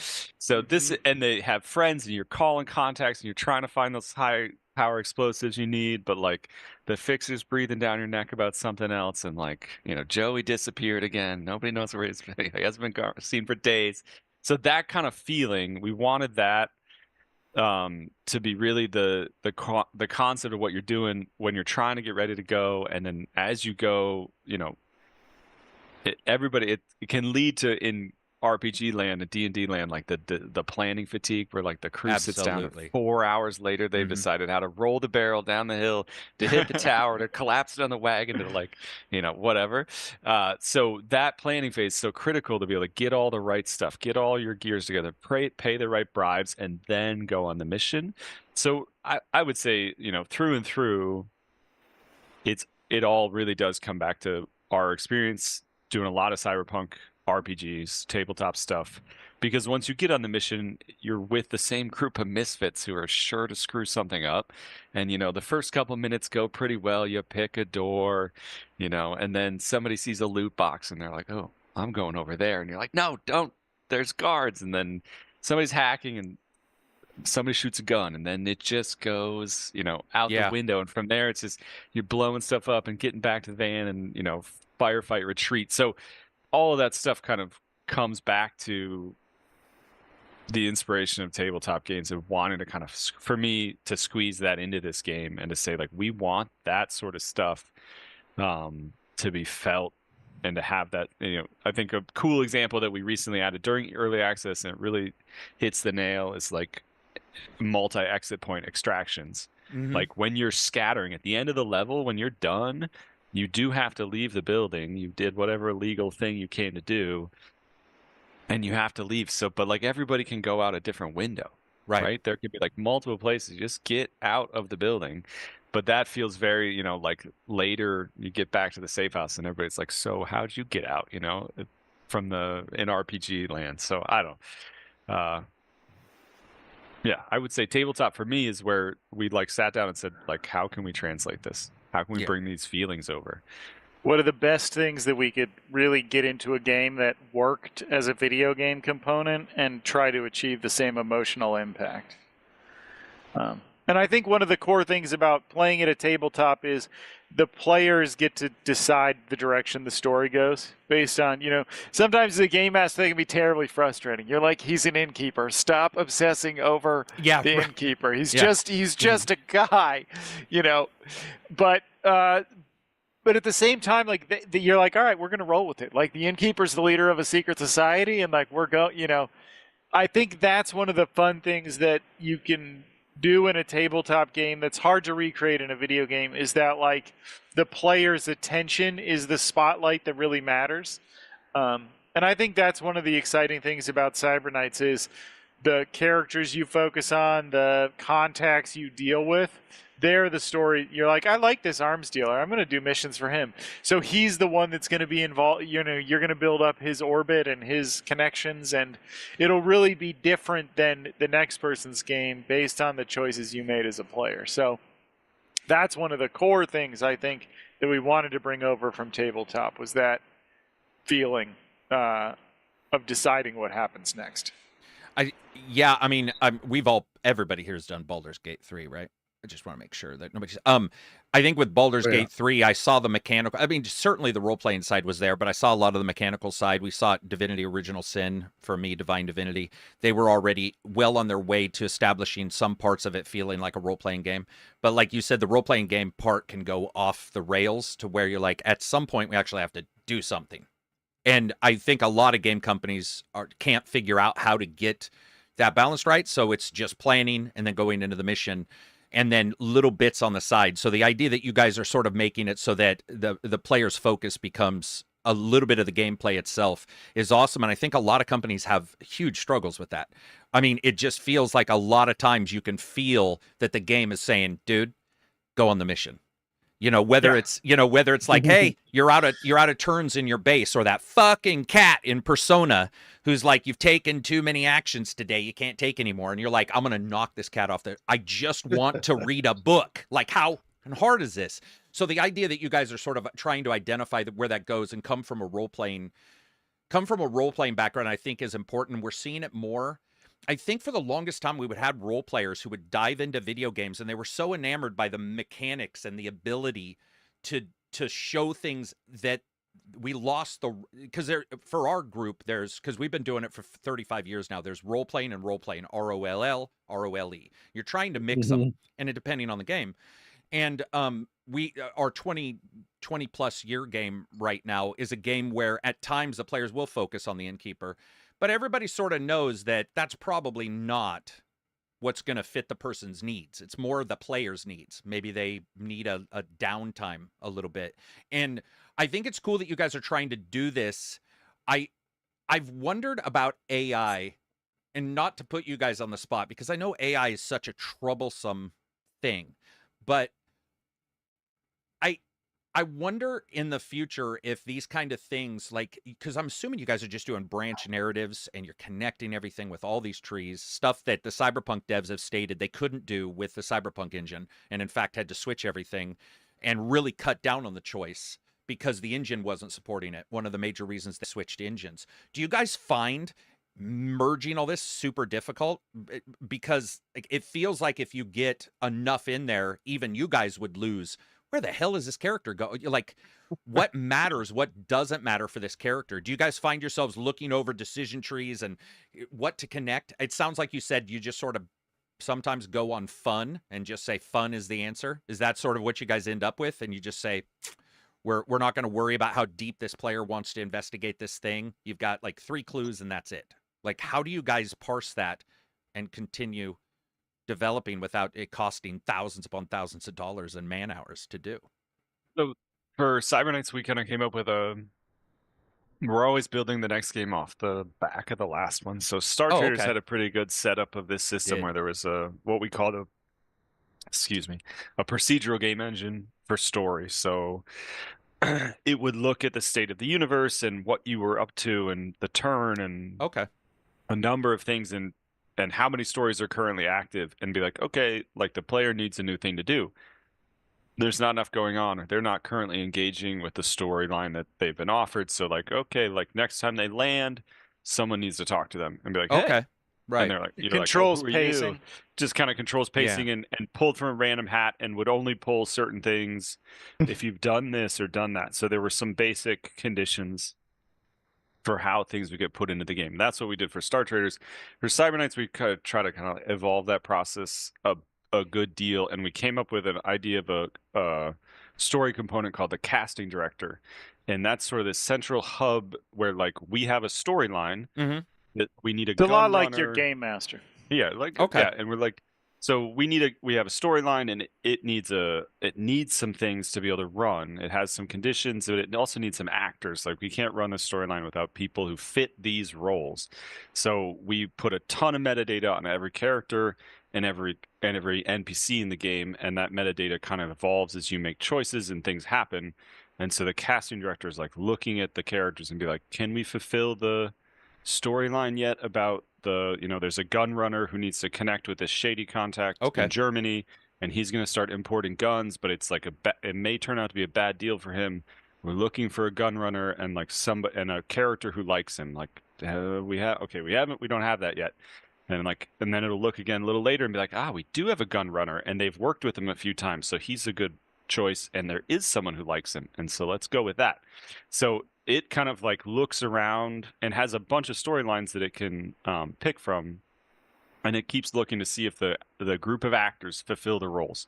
So that for us is like a cool idea that it can create this coherence. Like if that gun runner does this thing with the German contact, then he gets all the new metadata hanging off him about a risky deal, and he's working with the Warner Braun, the corporation from Germany, and he has these new weapons. And the next time the casting director comes around, he might have another, maybe he fits a new storyline that he didn't fit before. And so he can get sucked into it. So in different games, you'll get different characters getting sucked into these storylines, characters and NPCs, and you might, maybe the ordering is very different, or, you know, that gunrunner that last time, maybe he just gets killed. Like maybe a week later he comes to you because he got picked up by the casting director because he has like shady dealings, so the cops are onto him, and he needs you really badly to like kill this witness the cops are bringing into protection before that snitch like rats him out of the cops. He's like, you got to get rid of him for me. And if you fail to get rid of him, then maybe he just gets, you know, the cops pick him up a week later. So you have this cool setup where he gets this really powerful importer of weapons, but then you fail to back him up and he gets thrown in jail and you lose your imported weapons. But maybe in the next game it's a totally different gunrunner, and that gunrunner never gets picked up by the cops. He has some other problem with a debt to the syndicates or something.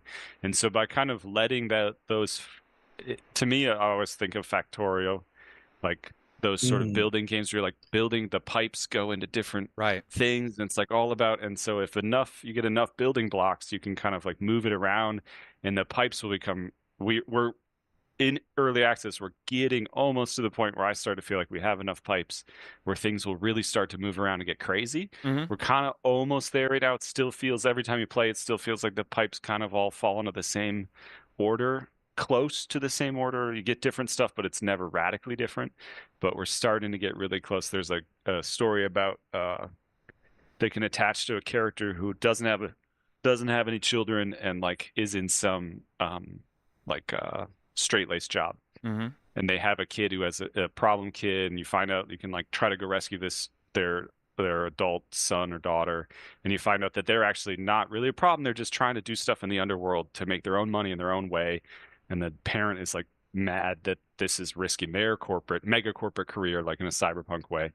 And that can connect to about 20 different contacts in any given game. And then they become a problem because, anyway, so it's starting to get to that point where you're like, oh, the pipes are going to really get moving because there's enough pipes to get this crazy juggling game on. So we're super excited about where that's going with early access as we keep loading up the stories. And that's how we kind of are trying to stay sane about it. It's not so much that we have to juggle this immense decision tree and like think about like the thing you did back here and all the branches it could run down. It's more like each of these individual things, if it's coherent and the casting director like doesn't pick someone who doesn't make any sense to put into that role, then we can, as long as that little pipe, that chunk of pipe makes sense, then we can like get you through that one and then attach a totally different pipe to the end of it next time around, and you get this flow. So we're super psyched about it to see what we can do with it, and so far it's yielded pretty awesome results, and it's keeping us sane. You have to go back and work on individual pipes, and we just released this new game system, new character system that's much more RPG driven. And for example, one of the new backgrounds you can be as an ex-cop. So there's a number of pipes that have to do with dealing with corrupt cops. And like we have to go back into those and make sure that they accommodate new backstories and stuff. Right. So there's a lot of maintenance like that, but you're still sort of working on individual units that can plug together in ways that it's not just one giant tree that you have to kind of like, anytime you change something here, it has a huge ripple effect. It's sort of like localized in a way. Oh, very cool. Did you have the casting? Go ahead. Oh, go ahead. No, go for it. Go for it, Corey. I was just going to say the casting director uses a lot of like personality traits and tags that are associated with the characters. So like you can pick somebody with a vendetta. I've got a story that has a vendetta and it needs a villain, and it looks for like corporate villains, vendetta holding person with a grudge or something. So the roles assigned into the stories are cohesive based on what they've done before or what traits you picked when you recruited them. Damn, see, I like that kind of stuff. It's sort of in the weeds for a lot of people, but to me, we're revisiting for a video I'm going to do Watch Dogs Legion. Watch Dogs Legion has the census system, which is unfortunately for a lot of developers, I actually think, is Watch Dogs Legion didn't come out of the gates really well. But if you go and play it, they do this thing where they lie just a little bit on purpose to make you believe everything's organic. And those kind of systems to me are some of the best when you have a little tag that connects two characters. It doesn't have to be like you're saving this guy's son and now he owes you, but it's like you just see a little bit over here, a little bit tagged. And a couple days ago, I was doing something in that game and I saw that as another character. I went and looked at their profile and it said, another character saved this guy's life, another character saved his wife, another character beat up his son. And it was positives and negatives. And I remember looking at that going, that's my history as a unit, watching this and seeing those small connections. They didn't matter in the end game overall. Only 1 or 2 of the 50 did. But that's enough, at least for me, and I think for most gamers, that's all you need. And as a person who does role-playing, you know that's the way it is with role-playing. You only need to... How many times have you lied to players? They'll be like, how'd this guy know? And you're like... and then somebody else in the game will go, oh, do you think it was because we bumped into that guy in the street? And as the DM, because I don't write down any games, it's all freeform, I'm like, probably. And everybody's all, what a master, this is the best game ever. And you're like, yeah, because of you guys. You guys are putting that shit together. Like, and that kind of stuff is the best. And it's something I wasn't aware you were doing even a small amount of this. I wasn't quite aware how you guys were doing it with the traders games, but I definitely noticed it there, little bits that I couldn't figure. I was going more old style, I think, and how you guys were probably doing it. But I can tell you, it works. It's the same thing that I think the original Dying Light, what's the State of Decay did very well, where you saw these characters with connections, and it makes you care a little bit. It makes you go, oh, this guy's not just dead and no one cares. Is they dead? And then now you're bumping into his daughter and you start going, is this person gonna have a problem with me because I was involved in the mission? Or are they gonna be angry at the end?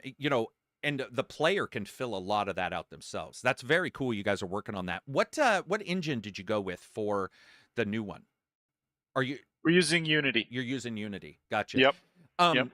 With a decision for a game engine, can you guys give me 2 examples of what made you choose Unity? What comes up in your brain as I'm choosing between 2 or 3 engines? We chose Unity. Well, this was a big choice. We've done it a couple of times, right? This is our 3rd engine switch. We knew that based on our company and funding and stuff, if we do switch engines, we're going to be where we land for 5 years, at least, minimum, probably more.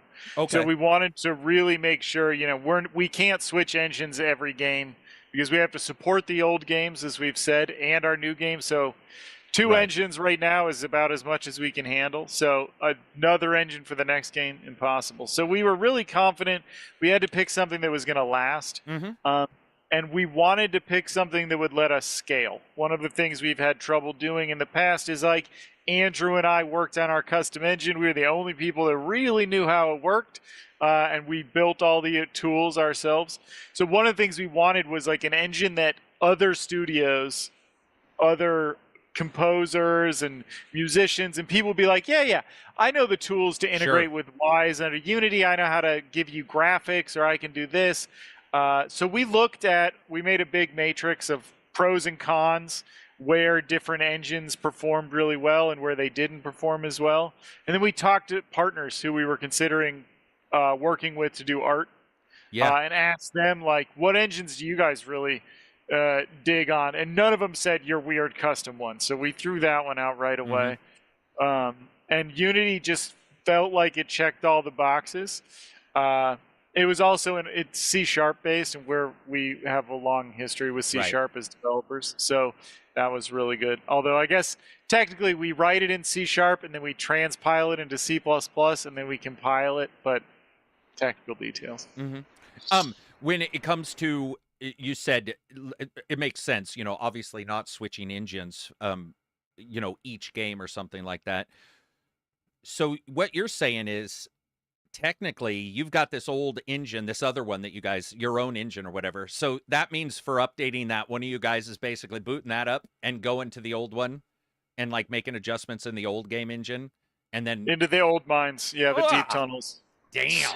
It's rough. Wet and cold down there. Yeah, that's some rough shit right there. I mean, just because compatibility issues with Windows, let's say, as things move forward, or whatever. Windows isn't bad. Windows is it Android fine. or is it It's Android? Mac and Linux and Android and iOS. Oh boy, That's rough. Windows is amazing. I don't know how they keep it so stable. It's just like, yeah, I can run that. That's fine. I can figure that out. But trying to boot up some, I hadn't even thought about you guys going back because the updates, I guess I am thinking Windows, where it's like most of the time somebody can figure out a way to do it. But the idea of like going back to some ancient system and trying to get an update out, kudos to you guys, because most devs I think would be like, yeah, so we're sunsetting this one. Thank you for your time. We're moving on.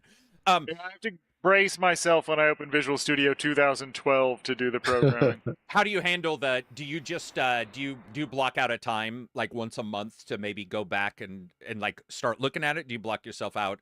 Like, how do you do that? Or is it just more like, oh, we should probably go back and touch something up here? Like, do you schedule out time? I'm a huge nerd. So I play Star Traders Frontiers on my phone whenever I am bored. Like, I play my own games a lot. So I work on Star Traders every week. I do block out time, like you said. I find that's really effective for stuff that, like, obviously really passionate about Cyberknight, super distracted by it. So if I don't block out work time for Star Traders, then you just end up doing Cyberknights all week. So I have a day. And we have a roadmap, and a lot of people still play it. Yeah. So they DM me great ideas. Like, somebody sent me a ship, was like, hey, I designed the ship. I think it would help this kind of player, and it fits this thing. And they referenced some Steam posts, and I was like, sold.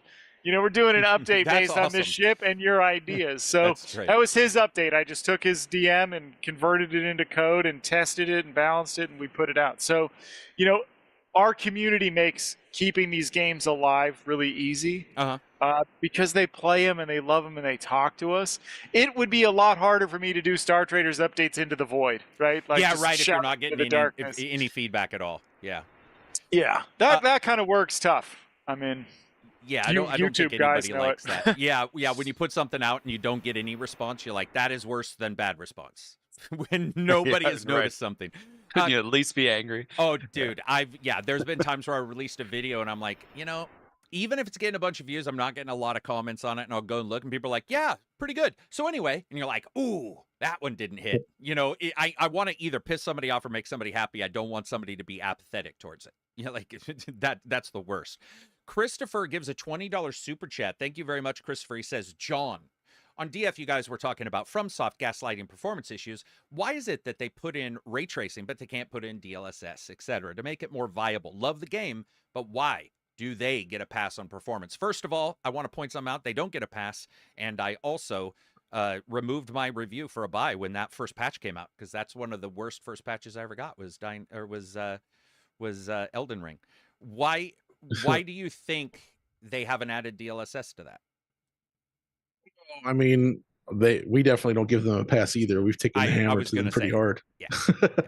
I mean, DLSS would be nice, but I feel like that's the kind of the least of its worries right now. Like that would be a nice to have, but it's more the console performance is still subpar, and the way they do things on that specific game on the PC, I don't know, man. It's super weird. There's just a lot of deep issues with it that I'm suspect probably aren't that easy to fix at this point. Right. And I'm not sure that they would be able to correct that so as easily. The ray tracing edition on consoles and PC was also very weird because it's a very it's just like a shadows, I think. Which isn't, and that can be interesting if you have enough performance overhead, because ray trace shadows look awesome, but like they didn't have that overhead. But it's more the fact that they've just continued to, I mean, the game just has this very unstable frame rate on consoles when we know for a fact that it can run at a lock 60 on them.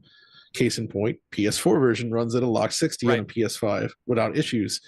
And the scale backs they made there are relatively minor.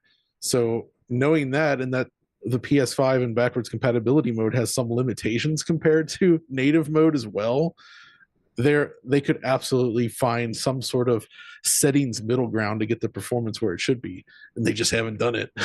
And we're all confused by this as well, especially because Armored Core 6 by From Software, probably different team, came out pretty well. PC version, high frame rate support above 60, ultra wide support, none of the shader compilation stutter issues that Elden Ring has real bad.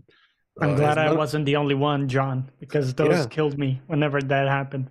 Dude, yeah, I mean, Elden Ring is Stutter City on the PC. It actually killed you.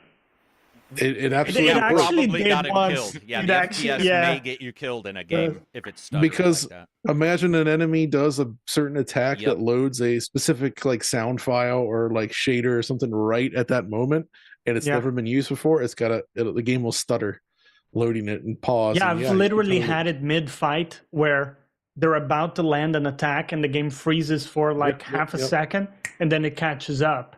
But guess what? You're getting hit by that attack for sure. Yeah, it's such a shame.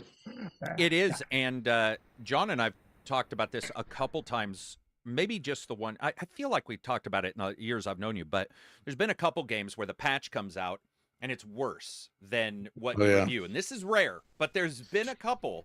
Spider-Man 2. Dude, Spider-Man 2's first patch completely broke the game. I don't even understand what's so going on. bad. Dude, that was one other than Elden Ring, which I had worse performance on Elden Ring once the patch came out. I remember playing Spider-Man 2 and I saw all these complaints and I was like, I don't know what this must just be the internet. And then I played it. I was confused too. That was, I think we talked pretty quick. I was like, oh yeah, because I tweeted and I think you responded as well. You're like, what in the hell is going on? And I'm all, it can't be that bad. It's that bad. It was the weirdest patch situation ever. So maybe they were trying to get performance back, and that's what caused all the issues. I have no clue. I don't know what's going on with the Elden Ring. They've had some good patches, some bad ones. I will just personally say that whenever it's a game like that, I notice those issues even more because it is a game where death is on the line. It's a game. Sure, yeah. And when a developer states, I'm going to make this DLC harder than the normal, or I'm going to make this thing, I am buying into that. I have no issue with that. I love the idea that I want a crunchy, hard game. But as somebody who's played those kind of games like Arma, which runs like hammered trash, no matter, I have a 4090 brand new AMD, 64 gigs of RAM, and Arma above 40 FPS is it's a pipe dream if you have any kind of draw distance. Exactly. And so I wish I think FromSoft did a great job on introducing people to Dark Souls in a way that was embraced many more fans. They said, you're not going to be filtered down this one jackass with a spear that you have to kill. You can jump on your horse and go over here. You can do this. But at the same time, the performance issues are noticeable, and they should be held accountable. And I'll fucking tell you, I don't care if people get mad. Like, that's the least of my worries. I have to deal with real life. So I'm going to tell you in a review. John said it. I've seen him talk about it. I've seen other people talk about it. I think they don't get a pass from people who cover, but I do think that they will get a pass from fans who just, they're like us, they love it, but it's not their job to give it a pass or not. It's not a normal fan's job to give it a pass. It's okay if they do, I guess, is what I'm saying. There's also different levels of tolerance, and the problems are different depending on the platform. Like the PC version, I think, is actually the worst because of all of its stuttering issues, and it feels very unpolished. On consoles, you're basically just looking at kind of an unstable frame rate that often dips into the 40s and 50s. And I think there's just a lot of people that don't honestly care about that. Yeah. They don't notice, don't care. It doesn't affect them. So they're just like, whatever. And honestly, with the Xbox version on a VRR screen, it's not even that big of a problem. It runs, it feels pretty consistent. That's how I played it. I think that Xbox plus VRR or PS4 version on PS5, that's the two best ways to play Elden Ring. Because you can actually get though. Wait, what? framed. Yeah, no, it's true. I don't know why. It is 100% true. PS4, it doesn't make any sense. I have no clue. Yeah, the PS4 version is the smoothest way for sure. Like that, it's just 100% lock 60 across the board. So weird. All you lose is a little bit of foliage detail and a slightly lower resolution, and that's about it. It otherwise looks about the same, and it just runs flawlessly. And I don't give a shit if the fern looks good if I'm being slashed by a giant creature. Exactly what I was going to say. I would rather have it locked frame rate. Lose a few plants and trade for a perfect frame rate. That's basically what it is. I didn't see the plants anyway. I'll be honest with you. Exactly. Oh yeah, I did when I was face down in them. You know, the first time I was playing, and I was like, "Oh yeah, okay, this is still Dark Souls. It looks different, and it delivers different, but still a great game." But I just want to point out that if you're talking to a friend and that friend is like, "I didn't notice," I don't know. I do think that people, and I've joked about this with on tweet. I've even like called out Digital Foundry, I've called out IGN, I've called out people who cover games. Sometimes we get pixel peeping, shadow squinting, where we're like everybody's peering at that smallest little pixel on a screen. There's a difference between an analysis of the performance of a game than there is the game. So yes, you see videos, but if you're not bothered by it or your friend isn't, I mean, it's the thing is with Elden Ring, it was so good that even though we kind of tore it apart on a technical level, it was still my favorite game that year. Yeah. So like it didn't. So that when people see us pixel peeping like that, sometimes that's not really an indictment. It's just an educational thing. Like here's what's going on. Here's what we've observed. Right. It's not commentary on how much we like the game. Yeah. I do the same thing. I mean, I many times I'll have to say, despite the performance. Exactly. It's like, despite these issues, it's still awesome. This is still a blast. Legend of Zelda, by the way. That I had a lot of issues with this, the last Legend of Zelda game, and they weren't, shimmering. There was all kinds, it's sharp as hell sometimes. I swear to God, that game can cut you on its pixels, but it was still absolutely enjoyable to me. It was it passed beyond any technical issues I may have or the inadequacy of the Switch hardware wise now. But it's more like it's still ambitious though to do a large scale game with that amount of physics interactions and like this sort of like procedural systems. Like like wood catches fire, grass burns from it. Water puts out fire. You can cut down trees and wood and like put all these things together, and the way all those systems interplaying is really, really cool. And it's amazing that it works on the Switch. And it's also a bummer that it feels like that was a type of game that you would have seen in like about 2008, 2009. Yeah. That type of idea was really popular. And then it just kind of went away and everybody got away from these like, large scale interactions. I love the experimentation in that game. I thought I was all smart in my review. I was like, hey, look, I put some fans on a piece of wood and I flew around. And then I saw people's creations in my own Discord. There's only like 1,000 people in there. And I was all, I need to stop reviewing because I thought I was all special in my ideas. And those guys that stuff was nuts. The only thing I was happy about is I built a square out of wood and I would trap enemies in it by looping it over their head. And I was like, dude, this is awesome. I can do this. Yeah. But then I saw people just creating the craziest crap. And I was like, you know what? 30 FPS, little janky.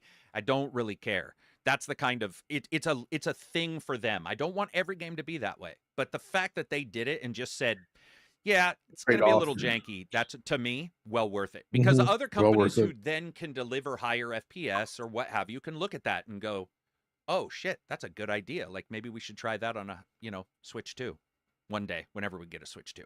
I don't know if we will. I feel like we're never getting one. Next question up is Brashik says, in keeping with last week's burger question, ACG, what's your favorite pizza? And when are we getting the ACG barbecue podcast? Well, as you know, we don't eat during the podcast. That's gross. You do not log in to watch me masticate. But what's your favorite pizzas? Anybody a big pizza fan here? I mean, yeah, of course. Your pepperoni? Right. Are we talking just toppings? I think he's talking about pizza company places? Because last week we had a huge discussion on what companies, and we banned some people from our podcast because they didn't agree with me. I'm just joking. No, but like, what's your best company? What's somebody that will do a good pizza? Andrew, Corey, you got any? There's a little by the slice place near my house that has a meatball pizza that is fantastic. Half slice meatballs or full on? Here's a meatball on your damn pizza. Half sliced. Awesome. Yeah, so it can rest. Yeah. Are we talking deep dish or thin Italian? What's that? Thin Italian. Yeah. Crispy crust. Yep. Yeah. Now I'm going to get hungry. It's nice. Andrew, are you a pizza fan? Oh, you're muted. You're muted. He's muted. Yeah. There we go. There's a shop in my town. It's pretty recent. It's about a year. I don't know if it'll last, but the guy doesn't have a phone number and he doesn't have a website. You have to walk in. You can't pre-order a pie. He has no space to sit down. Okay. It's so confusing in a modern sense. You're like, why wouldn't you give us any amenities? The Dark Souls of pizza. Yeah, you're like, you just walk in, you stand here, you tell me. But the pizza's really good. It's really thin crust, really crispy. It's delicious. So it's working as busy when you go in there, but you have no idea what you're going to get. It's part of the marketing. It's hard to get. Yeah, exactly. I guess I don't know. It's like, please just How'd let you us wait a call minute? you. I always want to know. Then I always ask this question: how did you find it then?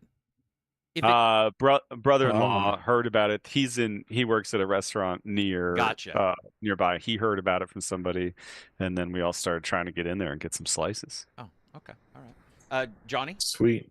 There's a local place that does like square pizzas, Ooh, and you yeah. buy them by the meter. It's weird, but it's By an the amazing meter? idea. Dude, yeah. You can even get a long pizza that's like, 1 meter, right? But you can kind of get half. It's a big square. And I don't know why. Back to the 90s. yeah, Yeah, I don't, Yeah, seriously. there's something about reinventing the wheel, but the square is actually a great shape for a pizza because you can get, the clean corners, you get big slices. Yeah, it's fantastic, man. But that has slices in the Wow. middle that have no crust, though. No. No, in the middle? No. yeah. 'cause Oh, you there's- mean if you get the big yeah, one, if you like get the big Yeah, one, right, you got isn't that slices like in the this- middle with no crust. I hadn't thought of that because I get Rectangle slices. Make them long. yeah, because I get a square, so it's Okay. all like Okay, it's small perfectly. enough to be. Yeah, okay. But I see what you mean. Yeah, if you don't have a crust, That's like a the bit. extreme version of pizza. That's like the Mountain Dew extreme Dude. version to have like a meter. I don't know why meter yeah. sounds huge. I got to do the translation first. But that seems, Yeah, when you that's- say a meter, my brain is like, that's a lot of pizza for a Yeah. little Johnny. That- Like you're I mean, out there dude, like, really like big. two meters is a person. I'm 196, so imagine like half a amazing. person. Hmm. You know what I mean? Yeah, it's that's a lot Pizza of up pizza. to your waist. Yeah, exactly, Yeah. man. If you can eat it all, you get it free. What about you, John? There's a couple. There's a place in Frankfurt around here called Calabrizella that makes really good Italian style pizza that I really, really love. They have some really cool options there. Like different toppings. Yeah, the toppings. It's more like the quality of their crust and ingredients just really stands out. And it's just like they do this one that I love. It's like it doesn't even use sauce. It's like Parmesan cheese, ricotta, the kind of lettuce on there. It's like some nice spicy peppers on there as well, and then like prosciutto kind of ham on there as well, which is really great crust, and it's just awesome. Damn. And I then shouldn't have there's read a- this question. yeah. I'm Now we're hungry. Now hungry. we're all Every hungry. podcast. Yeah, It's so every- stupid. I literally did this everyone. again. I read it early. Go ahead, John. Continue. And then back in Cincinnati, where I'm from, I really liked Dewey's Pizza, Okay, yeah, which I know is Dewey's. kind of a chain, right? And like they do this fantastic meatball pizza, and also the one with like the goat cheese and the fig and everything on there is really unique. Fig. That's interesting. I hadn't It's heard. so freaking good. And I'm not even a big fan of figs, but like in this case with that cheese and fig combination, it's just awesome. Oh, some Contrast. basalt Nice or contrast. something. Yeah, it's got that's some good. basalt Yeah. glaze on it, Yeah, exactly that. All right. That's Unlike darn these good. guys with their pinky up talking about their fig pizza, I like pepperoni. Abby's just a chain. Pepperoni is. I- you I- can't yeah, Can't I go wrong definitely- with it though. If somebody tries Can't. to tell me, "Hey man, let's put some special shit on the pizza," I'm like, something's wrong. I just want the most basic pizza. I'm definitely not an experimenter for food, despite my look. You would think that's all I'm doing, but I'm definitely not. And I just the idea of that. We had a friend who ordered, and I hate him for this. Andy, if you're listening, I hate you as a person for this. He got a pizza and it had shrimp on it, and as somebody who grew up in a fish plant, my dad owned a fish plant. The idea of shrimp on a pizza is just it is revolting. And he's just chewing through this pizza, and they've got all these special toppings, and I'm there with my little poor man pepperoni, and I'm just happy. See, as a clam. you're not a fan of Japanese pizzas, then I guess. I am not. And a lot of the guys on the podcast, like Reg and Absy, both, as well as Silver, they're all very big food experimenters, and I'm the guy who's like, a piece of cheese and a piece of meat will get me through the day. And Joe six pack yeah, for the it pizza. really is, man. It's such a dichotomy. That's why I love doing the international podcast, because I have people from everywhere, and they always Man have of the these awesome people. ideas. But I'm just like, man, if we ever went out and did stuff, I would have such a hard time, because one place that I think it was Absy went to, they just didn't have normal pizza. It was one of those places that was like, you couldn't get even a order normal pizza. Yeah, you could. And I was just like, well, maybe I'd go there to lose weight, but I certainly think wouldn't for go there to eat. pizzas, it's less is more when I it comes think so. to the toppings. I like it. I don't know about you guys, but if you got like 5 toppings, you need to balance the pizza on the on the edge of a knife. It's, any food that's dangerous to eat. What are we I'm doing, okay guys? to pass by. I don't want that my beard burning me. Good Man, question, the thing though, that, Brashik. Go the ahead. funny thing about that just occurred to me when I first moved to Germany. All the pizzas called pizza pepperoni is referring to the actual like hot pepper, like a bell pepper pepperoni. I gotcha. If you want a pepperoni pizza, as you're talking, you got to get a pizza salami. Salami, yeah. Oh yeah, wow. So that's the distinction. Uh-oh. First time I ordered that, I was like, wait, what the heck? Dude, I'm seeing in our chat. This happens every time with pizza discussion. They devolved into the is pineapple or no? Pineapple or no? By the way, somebody asked me if Abzi is going to come back on. Fridays, he won't be a regular guest. I'm sure he'll come occasionally. And then Wednesday, whenever we get that podcast set up, he will come. I talked to him a couple days ago, doing really well, super busy with his new job. But he was in Egypt? No, he was in Italy. No, remember he moved away from Canada. Oh, you to mean the Middle living? East. Yeah. But he was like, I think it's midnight right now for him. And that was too late on a Friday for a young kid to be giving up his Fridays to talk to a bunch of nerds instead of dating or doing his normal stuff. So yeah, he'll be back on Wednesdays whenever we get that situated. So asking some more questions to these guys before we move on to a question for John about emulation. I had a question for him about hardware and software real quick, but I was asked a bunch of questions. We got some in the Patreon, and I'm going to get through these really quick because some I haven't asked. Or they've been asked for me, and I just want to get those because we have guests. Scat says, thoughts on Xbox Game Pass Rise? We're done with that. We covered that. Banter, 7-year patron, says, panel, favorite piece of hardware you have from any hobby? So whether it be D&D, Airsoft, video games, whatever a hobby is. And, you know, because video games might be your hobby as well, not just your job. Is there a favorite piece of hardware you have related to your hobby? I have a helicopter. I really like a model helicopter. Oh, I thought you were talking like you had a real helicopter for a That's second. a hobby, by the way. That's a big hobby. That's an I expensive know. hobby. It's like, dude, how much you guys making? Like, yeah, We're still selling. helicopters. We're still selling our old games. They're doing well. That's why we patch them. You know what are we talking? Drone style or like an old style 110 model for the helicopter? It's an aerobatic 700 series. So it is one blade disc that's about 4 feet, 4.5 feet across. So it's not a quadcopter. It can fly upside down. I've got it up to about 120 miles an hour, so it can move. It can move really fast. What's that battery take? What is that, a LiPo? Like, what's the size of the battery? 12-cell LiPo. Oh, damn. Okay. So it's bigger than my chainsaw.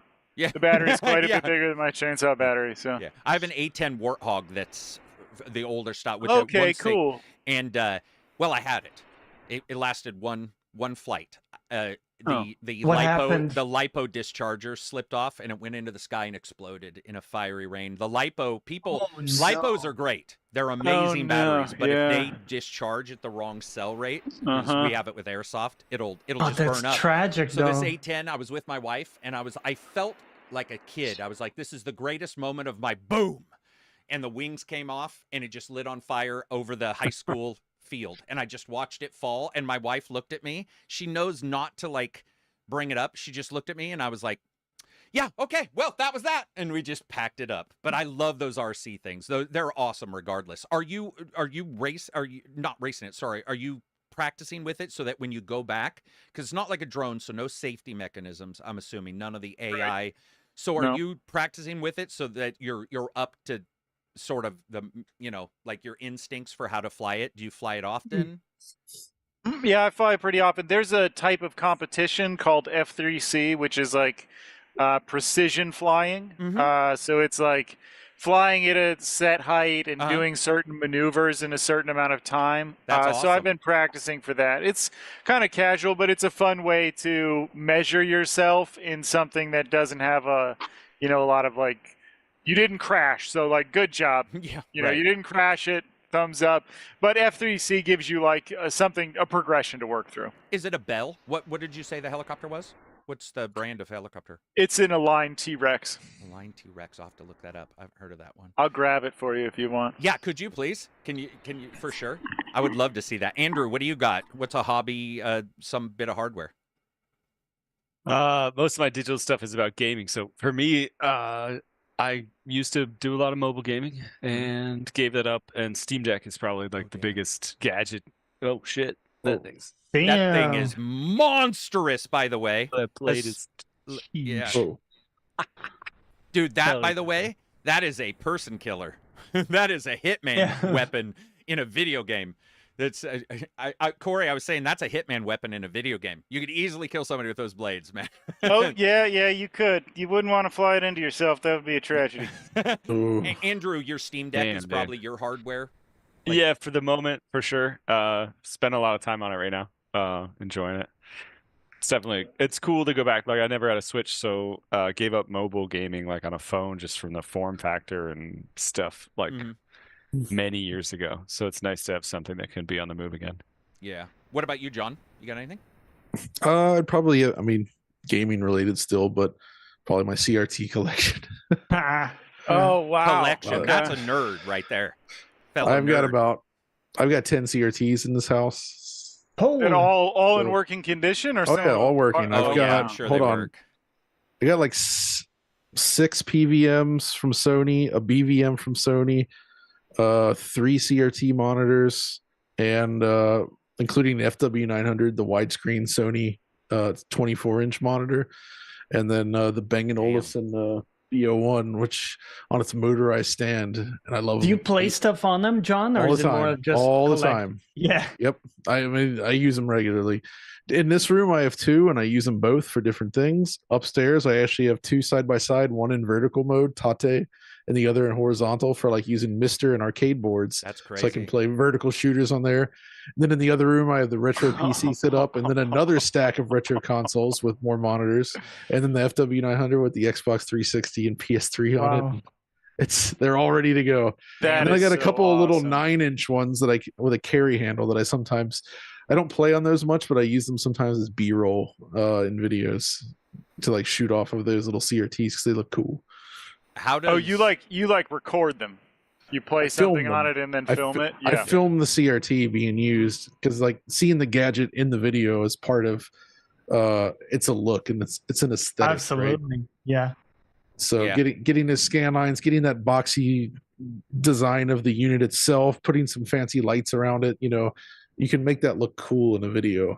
Oh yeah. So I like to shoot my CRTs. You do. I've seen some of your videos on there. You do very good at like capturing some of that stuff in your lighting in your videos. Always really well. So yeah, I love my CRTs. Yeah, you can't replace the lines. The effect of the. Yeah, you got to capture all that. I mean, you can fake it and do it all right, but there's something about filming it that gives it that real. It really gives it that authentic look, especially because also different CRTs have different properties on the screen, right? Depending on whether it's a shadow mask or like a Trinitron with a slot mask and the different things like that. I'm gonna keep nodding like I know what the fuck you're talking about, but I have no clue what half of those mean. I am so deep into that world, that's amazing. What about you, Johnny? You got what you? For me, it's gotta be, this American Strat. It's absolutely beautiful, the bright neck. Yeah, it's just an amazing piece of craftsmanship. Mine would be, I have a lot of hobbies. Airsoft, maybe? Yeah, I've got a lot of, I'm trying to think of one favorite. I do have a signed by Michael Haig Ryan, werewolf D&D game.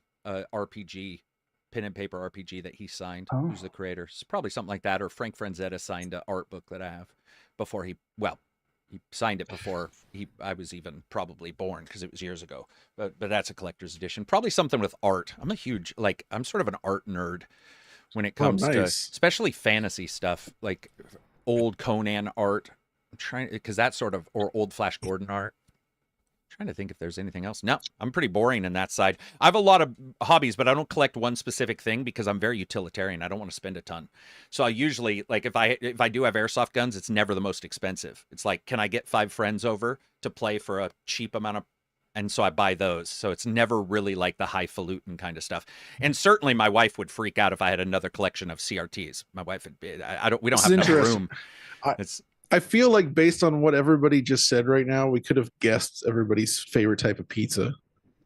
Oh yeah. Oh, I mean, You know, with what you just said there, I'm like, Yeah. oh yeah, of course, he's a pepperoni pizza man. Of course. yeah, utilitarian. Yeah, Yeah, it's true. As long as nobody says seafood, we're all fine, and I'm not going to have an issue. Next up, also Johnny, favorite guitar pick brand. Whoa.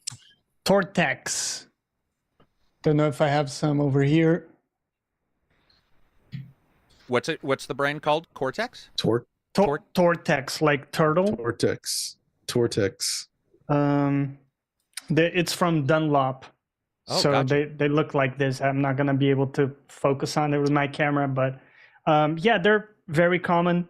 But for me, yeah, nothing beats those. They got it hands down. They use a weird material that's like branded, I think, and it feels good. Yeah. Keep just it simple. Like once you got it, the you were main like, this thing feels is- right, kind of thing. Yeah, but the main thing is some sound very plasticky. Mhm. The sound of the pick on the string itself kind of sounds like you're hammering with a plastic on it. That's the main thing why these, I think, sound really Sound good. too harsh for you. They were asking Silver the beginning of any movie. I'll answer for Silver. He would state, well, there's so many, which is Silver's beginning to every answer, where he never wants to give a specific answer. I'll True. guess that Silver's is probably something straight up classic, like, Oh, yeah. Was the question like best movie? favorite beginning to a for movie for Silver. Oh, beginning. Yeah. Carrick, how goes the guitar practice? I know in Discord you said you picked it back up along with piano. It goes about as well as you would assume. I got reviews for codes, so I jumped back into games, so I haven't really got to play. And all I know is if you have a bad back and you pick up guitar, you better sit right, because you're going to find out right away. And I did Oh, within yeah. 1 day of practice. I was like, oh, back's killing me. Next one up, Richter Scale says, day one patron here. Been here since the beginning and will be until the end. Love Fest out of the way. A question to Carrick and anyone else if you have any answers. What is the one thing you felt when you started your current creative journey that has changed as you have continued? So as you guys were creating games, Corey and Andrew, was there I loved a myth bust. This is like one of my favorite things. Whether it be like, video game trailers are there to deceive, whatever it may be. Is there something as gamers or as game developers that you guys, it really changed? You maybe went into it thinking one thing, and now after, 7 to 10 years, you guys are like, dude, this is definitely not what we thought it was. Maybe get rich as a game developer. Maybe that's the answer. Where'd those helicopters at? Yeah, bro? Yeah. Come on, John Carmack. I thought we were all going to get Lambos. What is there anything that it could be anything? Maybe a company is better to work with than you thought, or like something business wise. Anything that's popped up? One thing that pops up to me is what Corey and I both left, like I don't know, software jobs in the enterprise software industry. So working with like big software companies doing big expensive software deployments. And one thing for me, when we were able to finally leave our full-time jobs in 2013, I think at the time, Corey, we were selling games for like $1 to $3. We were like only a mobile. And so I remember like being super excited that I would never sell anything more than $10 again. I was like, well, how mad can somebody get if they only gave you $3, So, and well, now Cyberknights is $30. So I'm like, okay, you can get mad. Like that's legitimate. So that's interesting to me that we have just grown and changed what we're doing so much. And that was something I was super looking forward to, leaving that world. And you found yourself not necessarily negatively entering it, but you found yourself maybe just assuming or not assuming, but realizing that price isn't so bad, I guess, or... Well, it's good for us to be able to, fund bigger and more ambitious projects. And we're delivering games that demand it, that kind of a price tag like that. Yeah. I think it came from a place of being stressed about like, when the world we were both leaving, like, you'd get a customer and they'd be like $300,000 worth of software or something. Sure. It'd be like and if they weren't happy with the deployment and like it's just, I didn't like it very much. Yeah. It was too much money. So it'd be like, $1 sounds like, well, we just sell, instead of Refreshing. 300, we'll just like sell 300,000 of these $1 things and we'll buy our helicopters. Yeah. But that's awesome. What about you, Corey? Very crappy helicopters, but things have changed for us a bit in that I think we are trying to reach a broader audience than we were at the beginning. I would say for probably the first 6 or 7 years, I was just like, no tutorials. If people want to play the game, they will figure it out. I'm just going to put the numbers on the screen and change the numbers when they need to change. And the user, if they care enough, they'll figure the numbers out. So we went through a long period of our games where like there was no tutorial. It was just like, here is the screen. Would you like to play? Which works sometimes, you know, sometimes it doesn't work. We've really changed our thoughts on that. Now we built tutorials in from the ground floor. I wouldn't say I love them, but I understand that they let more people in the door. They let more people enjoy the game. There are people that hate them and always skip them. They're like, I don't need a tutorial. Played XCOM for 20 years. Come on, boys. And then there's other people that are like, I don't really like to play games unless I have a chance to get a tutorial. You know, I want somebody to explain the mechanics to me. So I think, you know, my opinion about that has changed somewhat in that I appreciate the insights of those other types of players. And I think being able to welcome lots of different people into your game is good. Very cool. What about you, John? Anything that's changed since you've that you thought one thing and now you're like, not so much? It was weird because, you know, before DF, I worked in the US for an automotive company doing software development. And then I left the US, came to Europe, left that job and joined DF. So it was like a second chapter. And I think at first, it felt like a more positive space in 2013. But I feel like just discourse around games has become kind of like really not great in a lot of ways. Like people get very angry about things now in a way that's just not fun anymore, and that kind of sucks. So I mean, there's still plenty of people to have great conversation with, but I kind of miss the old message board days, in fact. And just I feel like the way social media is gone, it's just not as enjoyable to talk about things anymore. Because I like to sometimes say bold things, and it's not necessarily to wind people up. It's just like, just to be blunt, like, here's what I think, bam. And having a disagreement argument is really fun, but you don't get that as much anymore because it's not so much disagreement, it's people getting nasty about it. Yeah. And that is not fun. So I feel like that has changed a lot. I also just think, for me personally, it's some of the luster is gone. Because you cover this stuff for so long, that it's like there was a magic of new releases, new stuff, and it's just not there anymore. Not in the same way. Like to some degree, I still get it, but it's not at that same level. And I find myself often going back to, I mean, the stuff I enjoy a lot is often smaller indie stuff and retro games more often than not.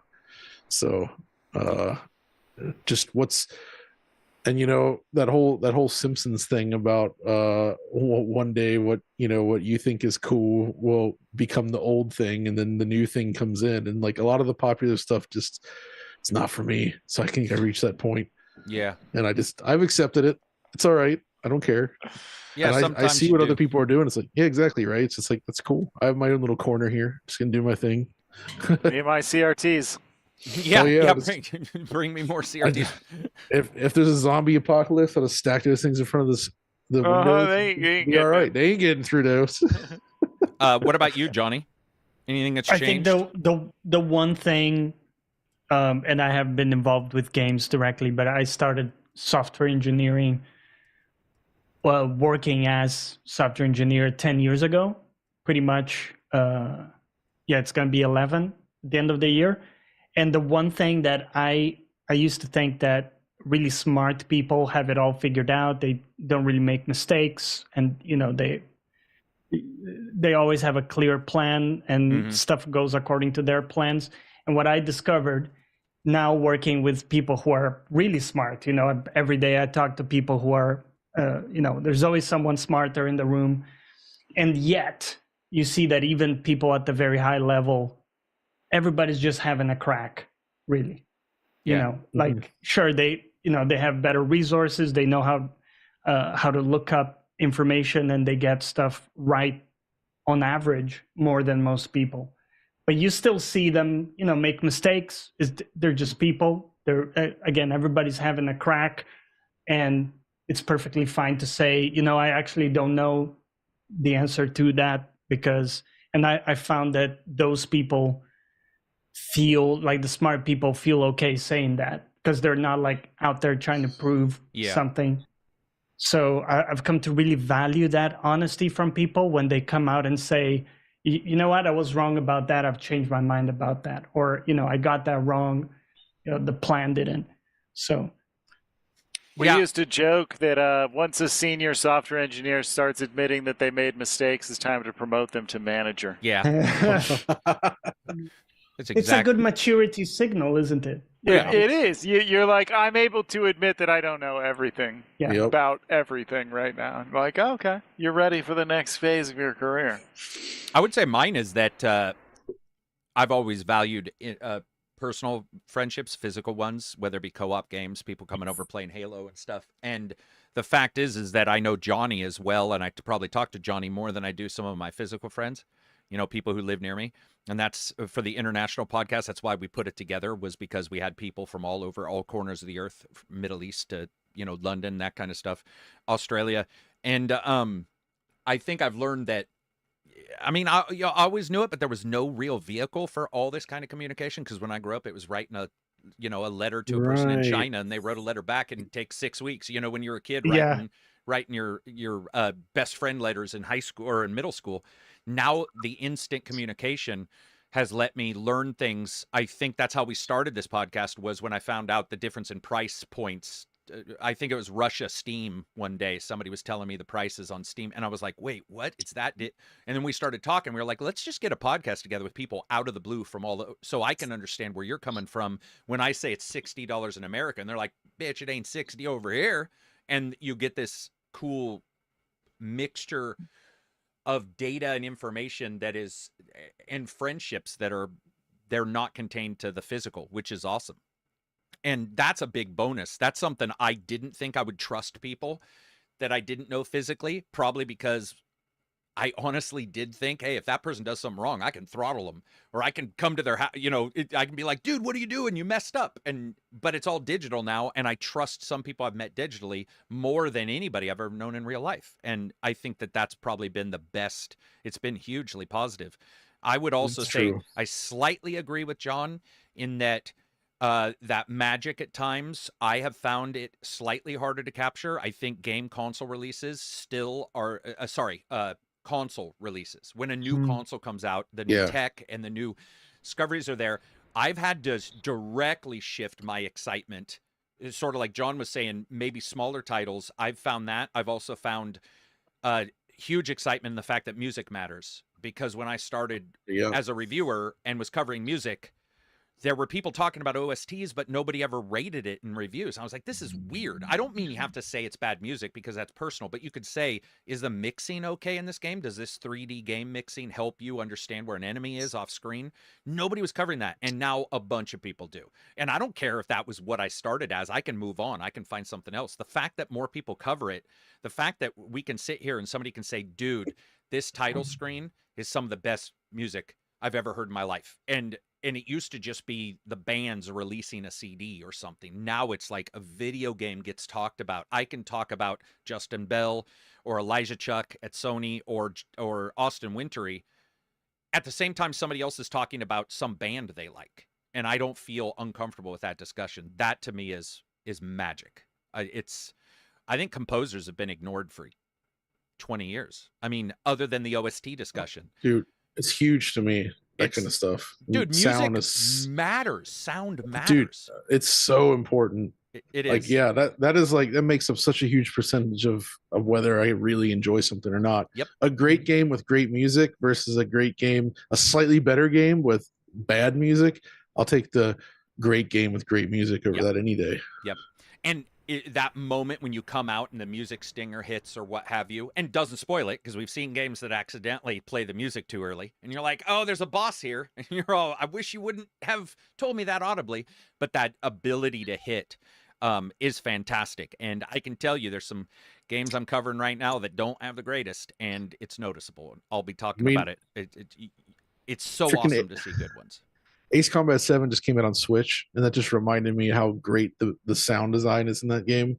That final mission with that last track they composed and the way the sound and the whole mission plays out, it's awe-inspiring. It's one of those moments you're like, man, this could only happen in a game. Yeah, yeah. Well, the interaction is so... Dude, when a game hits the interaction with the game player, and they do it, whether it be diegetic music, I'm not really talking about that, but when like the beat is going with your run, or that new enemy and a new boss, and you're just like, holy shit, this is me. And that situation can be different than what Corey has, or different than what Johnny has. Like, and that's the cool thing. As long as it hits well for everybody, of course, you always hope that. But yeah, dude, so good. Thank you very much for those questions. I appreciate it. Last one, and then we'll move on and talk. I want to ask these guys another couple questions. Serentosis. I don't know what that means. I joined the Patreon. Sounds like serotonin. It does. But halitosis of the serotonin. I joined the Patreon. Didn't know how much the Discord would honestly improve my life through COVID, and now and up until now, it's been a hilarious place to share games, discuss titles, and other than the rare outlier. It's an amazing place. What made you choose Discord so early, Carrick, versus the other ways to push connection? So let me push this onto our guests, because they're huge as well into Discord. I think Discord is another huge change. I never thought, thank God Reg told me I should do Discord for patrons, because it's changed my life too. What about you guys? I know you guys are always in there. You guys have talked about this. Like, how do you find yourselves ever getting... How about this? Let's talk about it in a positive way. I was going to say something. When you guys are using Discord and stuff, do you find yourselves liking it more than, let's say, an email or an F10 report? Do you guys like that back and forth? How do you utilize, how do you utilize all of this across the realm? Like, do you guys use Discord as much as you use Steam forums and feedbacks? I think, I mean, a big thing for us is that we've migrated, like, we pretty quickly, actually. I think we ended up really using Discord as our business hub for our team, for everybody involved, for all of our partners that we work with. They get in onto our Discord server, and that we get private channels, and there's voice channels. And so, like, everything that we're doing, and we pin links, and like, it's all happening there in Discord, which is really nice, because then we're natively like, oh, my channel just lit up about somebody showing off the latest thing they did in crafting. Like, I pop in there, and so you're kind of like, that's where you live, and then the players are just like one click away, which is really nice, because it keeps you close to them. But if you want something from Corey or from anybody on the team, you go there, which is really nice. And the other stuff, honestly, the rest of it, like Steam forum, for example, feels like monitoring. Like,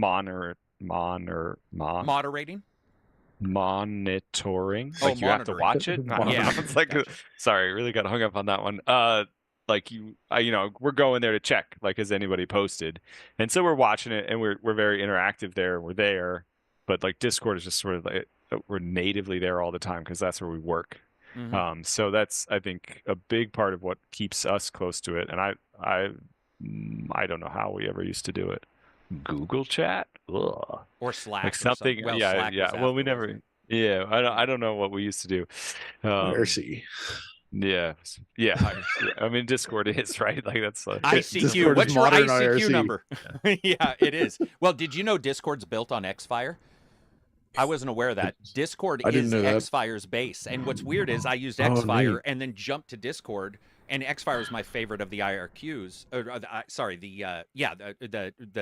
The back and forth, but it also launched titles and did all this stuff. And one day we were looking it up and found out that it was built on Xfire, which stunned me. Corey, what about you? Same thing for Discord? Yeah, I really like Discord. I found, I was using it a little bit for just like gaming stuff with real life friends before we started using it business first. I really like Discord. I built a lot of bots on it, so as a software engineer, it's a pretty cool platform to work with. And it's definitely improved our process. Having one central place, it's basically like Slack in terms of how you'd integrate it for an enterprise, but we just use Discord instead. So it's nice. Like, we have a channel when a build gets done, it sends a message to the channel. When like a deployment's finished, we get a message. So all of our software updates that go through Discord too. Did you find? Did you go to it organically, or did somebody ask you for Discord, or did you guys just? Were you like, oh, now that we're doing a PC release or we're doing PC releases, we should go to Discord? Do you remember how you switched? Yeah, I convinced Andrew. Andrew said we didn't need a Discord server. Oh, Yeah, what? Andrew. Tell me the truth, Andrew. Then tell me what really happened. Fill me in. Bullshit. This is the legend within the echo chamber of Corey's head. Some people on our forum suggested that we go out, and we ended up there. Corey did create the server. I'll give him credit. He was the first one to join. He also created the forum. I didn't fight and scream and kick for a year and a half that I didn't want to go to Discord. Is that the legend that's grown or something? No, it's just in his head. But it is an interesting thing. I would say Steam Forum is really nice. Discord, I'd love to see Discord growing and changing because it helps. Like some of the stuff that they're adding is like, why? What are you guys doing? Like, yeah, I know you're just doing this for another community. It's not for us. But some of it has been really helpful for us. Like the pretty decent forum support that they've added recently is helpful. We have players, and there are certain types of conversations that are just not great for chats. Mm-hmm. It's just not, you need dedicated rooms to them.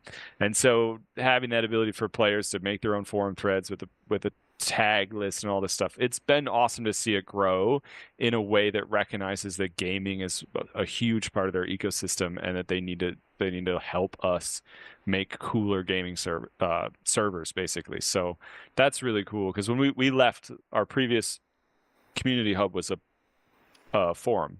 Mm-hmm. And it was, it's a big change. And we still, for years, I think finally after like 8 or 9 years, the forum is fully dead. There's a few people who go there occasionally. But like for a long time, there was a lot of activity still happening there because there was certain community members who like the slower pace of discussions. Yeah. Which is now you can get that in Discord, which is really cool. What about you, John? You guys are always in it, I'm assuming? Yeah, I mean, we obviously have the Digital Foundry Discord that we run, which has been great. We've got a huge number of people there, and it's just awesome to interact with them directly because it's just fun, enjoyable chat. And then I'm in a bunch of other random Discords and spend a lot of time there, specifically in just a few.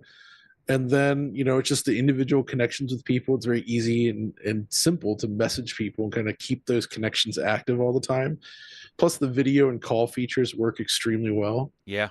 A lot better than so many other programs. So like I usually want to do calls and stuff through Discord because it just works better that way. That's how we do our weekly show, DF Direct. We all just call each other through Discord. Yeah, I just go that way and it works great. How did Discord? How did you guys split that off? Because it was forums as well for you guys before Discord, wasn't it? Or did they not? We have didn't forums? No. We Digital Foundry. Well, there was Eurogamer. Eurogamer had forums. Yeah. Which we're tangentially part of them, right? We post on Eurogamer, but it's still kind of a separate thing. We opened our own Discord when we started our Patreon, like however many years ago, basically. And that it kind of grew from that. Yeah, it's pretty cool. It's definitely hugely beneficial. I think Discord's one of the best things that I've ever found, especially when we were doing Dragon's Dogma, 30 people streaming at the same time. Discord servers handled it, which I'm not quite sure how, because I'm sure we weren't the only ones. And when big games come out, like Elden Ring, I'll go into another Discord and they'll have 50 people streaming. I'm a part of the Y-Files, which is a YouTuber who just does goofy, like conspiracy videos, but he's got a huge following. Discord would just be like, you stream by and it feels like 1,000 people are in chat and then another 40 or 50 are streaming and it still works. And it's really nice. The only complaint I ever get is, it's too fast, especially our general, when people talk like I do, where I'm like, enter. No, I don't think so. Enter, blah, blah, blah. And people are like, holy crap, that's a lot of stuff to scroll up or scroll down. Other than that, it's replaced forums as a more protected space too. We charge for it, and people have asked me multiple times, why isn't it free? I can tell you, because it was free. And the disaster of free was not worth continuing, because you would have people that didn't feel invested in the community, and they would come spoiling it for everyone else. Just spoiling it for everybody else. And even though it's a small purchase price, it has hugely benefited the channel, and people being able to talk, ask about game videos, ask about something, do the podcast things. I can see developers are doing it all the time. These guys have it every single new game I see. That's the only problem I can see happening in the future, is the continued fragmentation where every game's got a Discord. So I love it, but I also hate fragmentation on the internet. I hate it anywhere. And because I do like to be able to find that data via a search engine or something. That's the only problem I have with Discord, is a bit of fragmentation. But at the same time, the idea that I can, join these guys' Discord maybe and talk about the game directly, like to the people making that's incredible. That's new in a way, like that wasn't there before. Yeah, I think that it's incredible. It fights the fragmentation that everybody's on Discord. Like that's such a nice thing. True. We buy assets from the Unity asset store, and we talk to composers, and like everybody's doing Discord at this point, and everybody has the same feeling that all of us are expressing, is which I have a thing that I support or rep, and I have to have a Discord for it, and I have to be somehow present. And if you show up in my Discord, you should be able to expect to get a hold of me or a team member or a bot that can put you in contact with me eventually.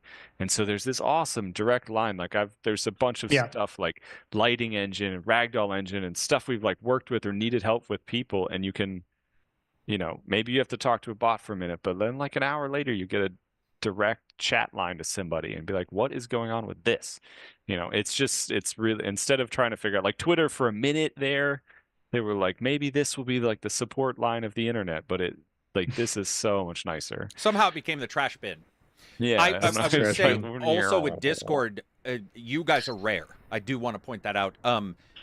And I get it from me that people are they're very surprised at YouTube creators in their own Discord, and I was not aware that everybody wasn't, because I find it to be the number one place I get information, and you guys as well. If you're in there and getting information, to me, I would love to see every developer do it. But I understand you guys are busy too, so you have to separate. But I think the groundswell of support from you guys being in there, there may be the occasional issue that pops up, but for the most part, people will remember that communication. And it's even happened with me where maybe after a year somebody's like, Carrick joking about this isn't for me, and I'm like, hey, that's fine, but the positives I get out of it are incredibly high. And I think every dev should do it. I think every creator of any kind, like if you're an author, you should probably do it. It just feels like Discord's the one place that you can go, and the tools are available for people pretty easily. Like you just right click on somebody's name and you can figure out call. Well, I know what that means. Message, I know what that means. It's all right there. There's not these like Reddit where there's 1,000 bars everywhere, and somebody who's new to Reddit may go, man, I don't even know who I'm talking to. Is this the right person? Even Twitter is that way. But Discord's pretty much onomatopoeia as a design. You just go in, there's some obscure things, but for the most part, it works, and it works really well. Or as Todd would say, it just works. Yep. Yeah. Moving on from there, do you guys still have time? You guys know we do long podcasts. I want to make sure you still got time. I got some time for a bit longer. All right, because that's the question for John. Here we go. Oh. All right. No, not bad. Sorry. No, so now you're trapped. So here we go. I'm getting worried now. So emulators, ignoring the discussion around how you get your games and stuff. A lot of people have asked, and I saw you bring this up on your last DF where you were talking about you liked certain upscalers better than others. You were talking about the Auto SR. You were talking bicubic. I think you were saying you really liked the look of that. So it came up in my Discord almost instantly when I started talking about it. People were like, well, what is the best setting?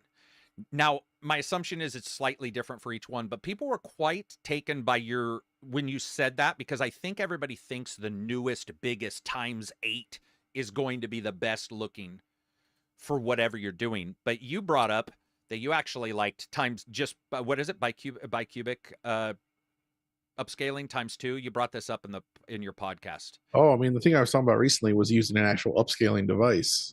So that was the other question: software versus hardware. What is the best way? Is it hardware currently? Is it a hardware device between your display? There's multiple topics here kind of getting jumbled together. Emulation is a software thing in general, right? And obviously then scaling that is going to require a software solution. If you're trying to scale hardware, including modern hardware like a Switch, that's where you bring in a hardware solution. So the thing I was talking about most recently was the Switch. The Switch maxes out at 1080p, right? Mm-hmm. The problem is most TVs, most displays, when you run a signal lower than 4K into a 4K TV, by default, pretty much every single TV, with just a couple exceptions, they apply a sort of like a bilinear upscale blur to the image, right? So even though 1080p is exactly, if you go double the pixels in each direction, like a 4 times increase, it perfectly maps to 4K. They actually interpolate between the pixels, so everything becomes kind of blurry. But if you actually take that same signal and you just do a perfect nearest neighbor scale, so there's no interpolation at all, you put that in 4K, you get this ultra crisp image. And then what if you also interject some extra like digitally generated lines into the image designed to sort of like create the black space between the virtualized pixels? Now you can actually recreate the pixel grid look of like a 1080p display. And you get more granular on that. If you're dealing with lower resolutions, you can actually like simulate things like the individual RGB elements or like the individual phosphor elements using masks to sort of apply that to the image. So you're kind of creating the effect of the small like multi-segment subpixels on a larger display. And this is the stuff I think is really neat in terms of bringing it forward. So with the Switch, then, like I use one of these scaling devices. What was the name of it, by the way? I actually have multiple, but the two I have the RetroTink 4K, which I use for analog stuff, and then I also have the Pixel Effects Morph, which I mounted behind my receiver there. And it basically has a toggle switch on it, so I just toggle it. And I have 3 outputs on my receiver. One of them always goes to that device. So if I turn that on, it'll just pipe whatever is coming from the AVR into that, and I just change the input of my TV. So now the switch is going through that, and it sends out a perfect 4K image with, you can even do HDR injection to boost like the color brightness. And I use like black frame insertion with it to get smoother motion clarity. And you just end up with this ultra crisp image. So you send 480p, 720p, it doesn't matter. It'll do a perfect, super clean upscale with super sharp pixels. And then if you add in those masks, you can even recreate the appearance of a lower res panel. So it basically gets rid of all the interpolation nonsense that I think makes these games look worse than they actually should. And you'd be shocked at how good like a native 720p game looks when you use this approach. It looks awesome. And I mean, I'm using like a 77-inch OLED TV back there, the G4 from LG. That's a big screen for how close I sit. Switch games look great on there using this technique, when by default they would look just kind of blurry and not great. Yeah. So of those two, money being no object, no worry even about how much money. Which one do you like, or what device?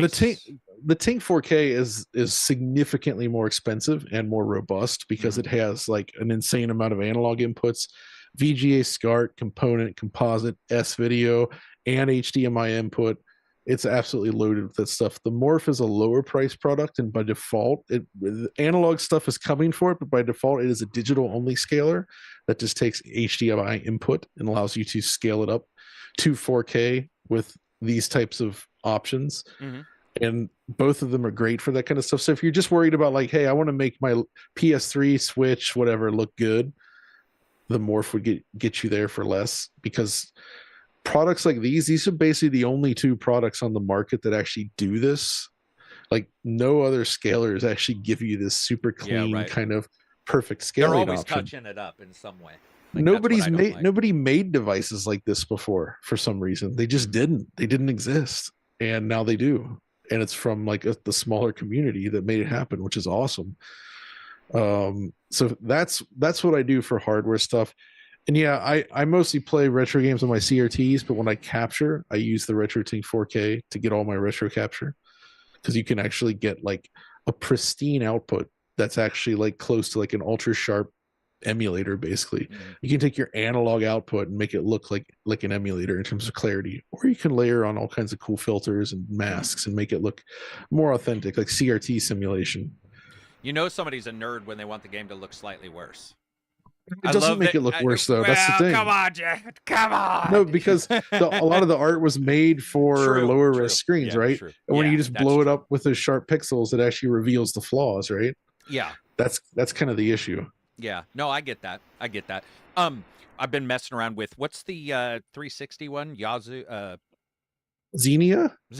Yeah. And I was doing Red Dead 1, and I was playing on the Legion, and I was just sitting there going, man, for a game that's feels like it's 100 years old, god damn, that game looks good, man. That's actually rare too. That generation is rough. There's a lot of bad looking games. A lot of blue and yellow, a lot of browns, lots of browns, lots of they did that was the era where before that, in like the PS2 Xbox era and PCs, a lot of games used, and this was kind of thanks to Quake, they used pre-calculated light maps like baked into the textures. So they would actually simulate like radiosity and like indirect lighting and stuff just in a texture. It was not dynamic, but it looked very pleasing. Right. And then you get to this generation, it's like, oh, okay, we want to do real-time lighting all the time, which noble pursuit. But you can't do things like that in real time yet. And like light maps started to be used a bit less. And you just ended up with a lot of like very heavy contrasty, like super harsh shadows. Dark areas would basically be like very dark versus the lit and overly glossy normal map hell that you see in a lot of other games. But then sometimes you'd have stuff like Mirror's Edge that comes along where they did pre-calculate all the GI and it looked amazing. And that's why. So 360 PS3 days will always be brown simulators to me, even though that's not true. But I remember getting multiple games and going like, "Whew, man, it just has a everything look looks to like Bullet Witch." Everything, it all looked the same, even though they weren't. That's honestly not trying to diss on the developers. Many did look different, but at their first glance, there was a familiar look to a lot of games. We're also asked. We've answered this a couple times, but I'm going to leave it up to John, who's the expert. He can talk a little bit more about this. You guys know I love this developer since day one. Lossless scaling. Death.ego says, how in the hell does lossless scaling work? Devs work on their game and work so hard to optimize the hell out of it. Then this wizard just comes along and says, yeah, just open the software and we can double or triple your frame rate. By the way, that's not actually exactly true. But John, what are your... If I said you got a couple minutes, how does lossless frame work overall? I mean, think about it like this. For more than a decade, we've had TVs feature motion interpolation, and it's largely been demonized by the movie community, industry, right? Yeah. And I get that, because it doesn't look right. It's not the intended effect. But what it's actually doing technically is very cool conceptually. The idea is it's basically taking data from one frame and creating another frame just based on what happened in that prior frame, which is pretty nuts. But that has a limitation. And the limitation there is that you only have what that frame produces. You don't have any other information. So the way stuff like DLSS3 frame generation and all that works is that it actually ties into the game engine, so it has access to things like motion vectors, and it basically knows what's going to happen in the direction of motion. It has information about the game, the 3D scene. It's able to create these frames. Lossless scaling is much more flawed compared to that, but it's basically like an advanced version of what TV motion interpolation does. You're feeding it it's like a spatial kind of thing where it has this frame data, it's taking that in, and it's able to create more virtualized frames from it. But because it doesn't have actual access to what the game is doing internally, that's why you get more errors in the visuals. And like I think Alex showed that in his video, where you'll see things kind of break down and get weird, especially with like HUD stuff and 2D things. When you got moving text around and something where it's like the algorithm can't really know what's going to happen on the next frame because it's just an unusual thing. So that's why lossless scaling has those flaws. But what it does better than TV motion interpolation is that it's really darn fast. It can do it without massively impacting input latency. So even though it's a little bit flawed and it doesn't work great in every situation, it works well enough, and unlike TV interpolation, it still feels responsive when you use it.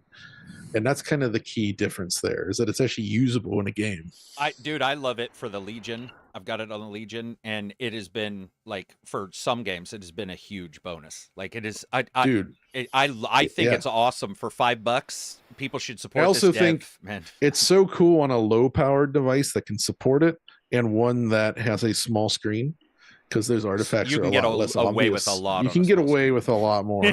Yeah, small screen's awesome in that way. Like even the larger screen of the Legion, like if I look really close, I might notice something, but overall, it just doesn't. It's worth it. It is absolutely worth it. Yeah. Next up, Skylarka says, "Hey everybody, I got a question for the entire panel. Now we'll generalize this because these are hard to do. What are your 2 top games of all time?" So we can just say what's in your brain, because these are always hard, at least for me. Mine change all the time, depending on my attitude any one day. But are there any 2 games that come up for you guys pretty generically, regularly, whenever you're talking about top-tier games? Like top-tier. Okay, I mean, I could give a couple just off the top of my head. One is Doom. 2016 or Doom? No. Okay. Doom 93. And I think Doom is one of those, it's like the forever game, in the sense that it has led to so much. It has so massively influenced the industry and created, it's given so much back. And yet it is always fun. Like, you can always play more Doom. There's always more content being made. There's so much creativity and vibrancy around it that it's hard to deny that I think Doom is just like, it's a monumental achievement that we continue to feel its effects now, which is nuts. And Quake is close to that in many ways, but because Doom came first, I kind of have to tip the hat to Doom.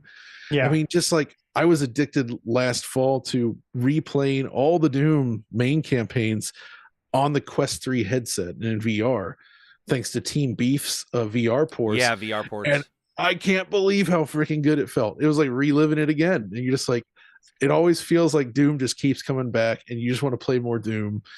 And I can't get enough of it. But next to that, though, I would have to put something very different. I might put like Sonic Mania up there. Wasn't expecting that one. Because I think that's one of the best platform games ever made.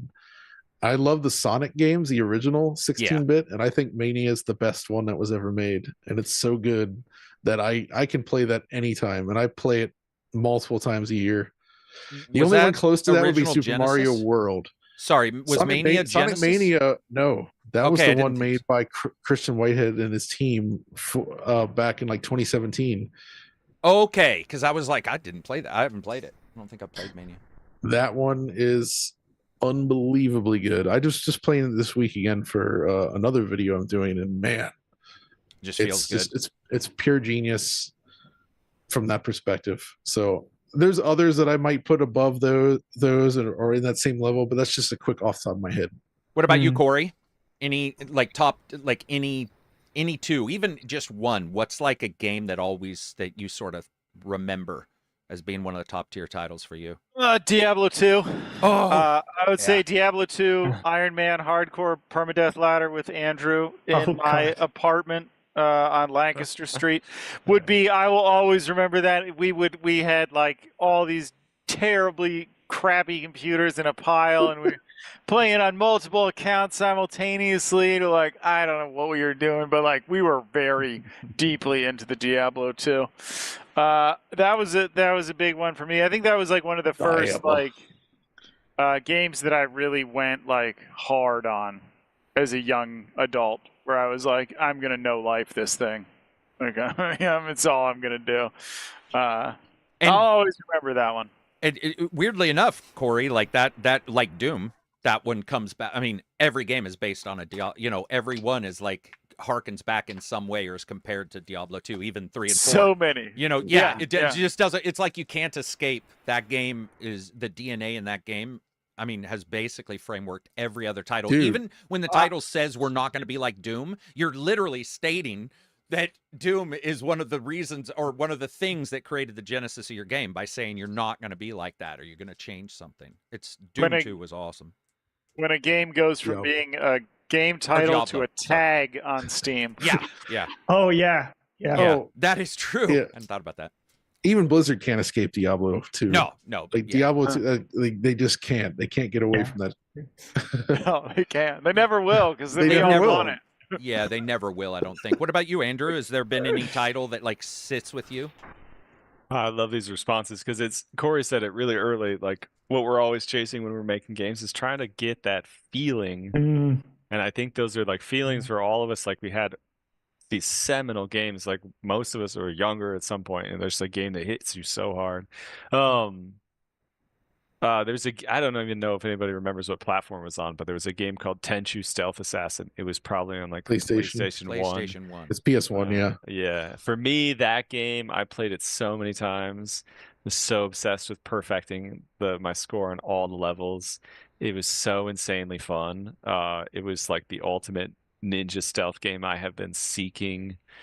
Like a Since that modern successor to that game, and oh man, the closest thing I think has been I think they're Me's like Shadow Tactics. Oh, dude, Shadow Tactics! I reviewed that. One of the greatest of whatever. Yeah.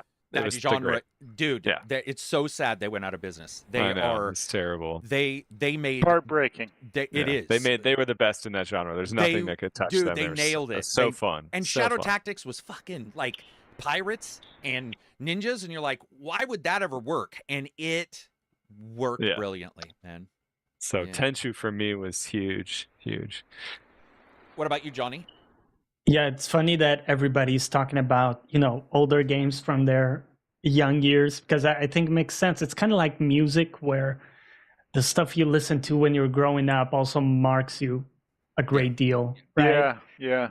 And I remember some of those early games, like, you could say Age of Empires 2 marked me, a lot of those games. But I really think Warcraft 3 was probably the biggest. The campaign was amazing, with Arthas and everything. I loved it, but it also had the springboard of the modded content. So people would create all these maps, right? The custom maps, and I spent so much time playing with friends with some of these custom maps, and out of there came Dota, which ended up being, pretty much my favorite game like style, which now is just MOBA, right? So it turned into Dota, it turned into League, it turned into a bunch of other games that did the same formula.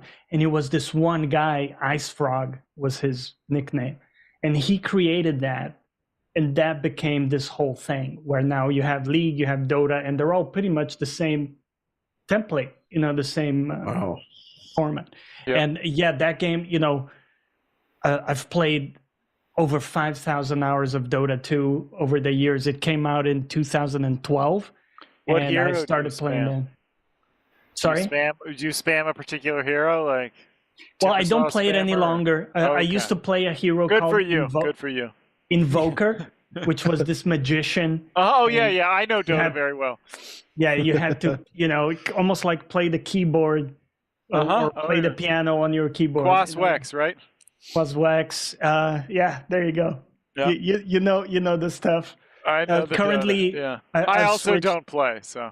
Yeah, I've currently switched to League, which is a bit more along the lines of what I want for a game of that type. But yeah, I mean, I love that type of games, and I had to be very careful to play less over the years, because I definitely had a very obsessive phase with that, and it took over a bit. If mine is probably Virtual Fighter 2, because dude, you guys, it was beyond belief. Yeah. But here's an answer that I don't know if anybody will get. It probably caused me to go back and play Doom, and I had Doom on the 32X. I had Doom on everything. But there was a game that got me into the Doom style stuff, and that was Power Slave on the Sega Saturn. And it was an Egyptian. Exhumed now, I think is. I did multiple videos on that. Power Slave on that is I remember going to a friend's house, and I wasn't a huge fan of the Doom style games. Power Slave, I was a big fan of Sega Saturn. We were doing Virtual Fighter 2, and he said, I got this Power Slave game, and I'd already seen some old magazines on it. And I turned it on, and I don't know what it might have been the Egyptian. It might have been that it was a different, not edgy, Avenged Sevenfold the game kind of look to it. And maybe it was because Stargate. I have no clue. But whatever it was, I remember, and it had little bits of colored lighting and some little tiny technical advantages. And I played the ever-living shit out of that game to the point of just like my brain had it on my mind. And I don't know what it was, because mechanically it's not necessarily better than the others. But Sega Saturn in particular, for me, I don't know what it was. Maybe it was because it wasn't as popular, but the Sega Saturn had huge titles for me. Massive. Okay, that's one of my favorite consoles ever, for sure. It's incredible. Go ahead. Have you played the remastered version of Power Slave? I own it. Haven't played it. No. Dude, it's so good. Is it good? Nailed it. I was a little nervous. Good. I decided to support them, but not play. Absolutely nailed it. Gotcha. It's perfect. It's perfect. Yeah, dude. I recommend High it. praise. Yeah, I mean, it's so good. It's just one of those titles that you got, like, you remember forever for whatever The thing reason. about that game is that it's not really a Doom style game that much. It has elements of that, but it's actually kind of a proto Metroidvania style game. True. Like, it's kind of a prototype for what Metroid Prime would do years later. Absolutely is that. Where you're moving back and forth between levels, you're picking up things in one area, and then you have to go back and now you can get through this water area because you have this new power up, and it's like it progresses in that way. And doing that in a first person shooter at that time, like nobody had done that before. And it was the really platforming worked. I think that's also first person platforming ain't great. Like, the honest truth is, I'm playing a couple games right now, and I'm like, I don't know if they've nailed this. Some companies nail it, but for the most part, first-person platforming is not great. And that one, versus even some games I love, just it felt good, man. I don't know. There's something about having that game, and maybe it was because it was an alternate to Doom and those kind of games. Maybe I liked the different.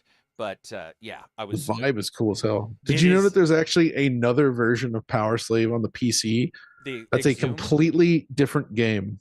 Exhumed, or is Exhumed is the European name. That's the European name. Okay. Yeah, but Power Slave, it exists on PC, and it's made with the build engine, the same as Duke 3D. Yeah. Completely different game. I didn't same know that. developer, but really? Totally different game. They made that first, I believe, and then they made the console game, and the console game is way better and very different. And it's also like totally different textures and everything, right? Dude, like it's 100% different. Like the Well, levels, like everything about that. the progression. It's just a straightforward shooter on PC, whereas on consoles, it's like that big complex adventure. And even then, though, it came to PS1 and Saturn, and the Saturn version's actually the better version. Yeah, dude, Sega Saturn was awesome. And then lastly, I just got to say this, for me, it's probably above those is Daggerfall. I think Daggerfall is what got me into tech as a whole. The way they put it together, the ideas they had. X Engine. It blew my mind because I remember my friend was mad because I wouldn't leave his house because he had a PC and I didn't. And I was playing Daggerfall and he wanted to go to the movies, and I was like, "You go without me." And because I'm just playing on your PC, I just sat. I was like, I understand. I couldn't understand how that was done because I was accustomed to consoles, and at that time, the piece it was mind blowing what you could do in that game. Lastly, before we wrap all this up, I want to just is there anything positive, anything amazing in games, any cool new stuff you guys have been watching, listening to? Music? So I had a cool experience today that I really enjoyed. On Quest 3, the Meta Quest 3. The White Owl studio, Swery studio, like Deadly Premonition guy, they just released Death Game Hotel. And since we were talking about Discord, I randomly showed up in their Discord, and they were just like, "Oh, hey, we can play with the developers." Oh, so it was a chance. That's awesome. So I go into this VR game, and it was a chance to play with a bunch of people from the development team in Swery, and it was literally just me and them, and we did it all in Japanese, and that was awesome. And it was like the first time just doing all of this on a stream with these guys playing their game, and it was just an awesome kind of chill moment. And it also made me realize that game is cool as hell. It's basically a table game where there's these chalices around the table, and you have to put your tiles in there, and the tiles have different power-ups and things that it can cause on the table. And if you overflow it, candle goes out in the middle. When the 3 candles go out, the death god shows up. And at that point, you have to wager a body part. And if you end up losing at that, you lose that body part. And you can wager left and right hand, your eyes, your ears, and your mouth. And the way the multiplayer works is when you're talking. So we were all talking with each other, and it uses the microphone on that, for instance, right? Mm-hmm. So if you lose your mouth in a bet, the Grim Reaper comes out and slices your mouth off. And now when you talk, it just sounds like, oh man, like to them. Awesome.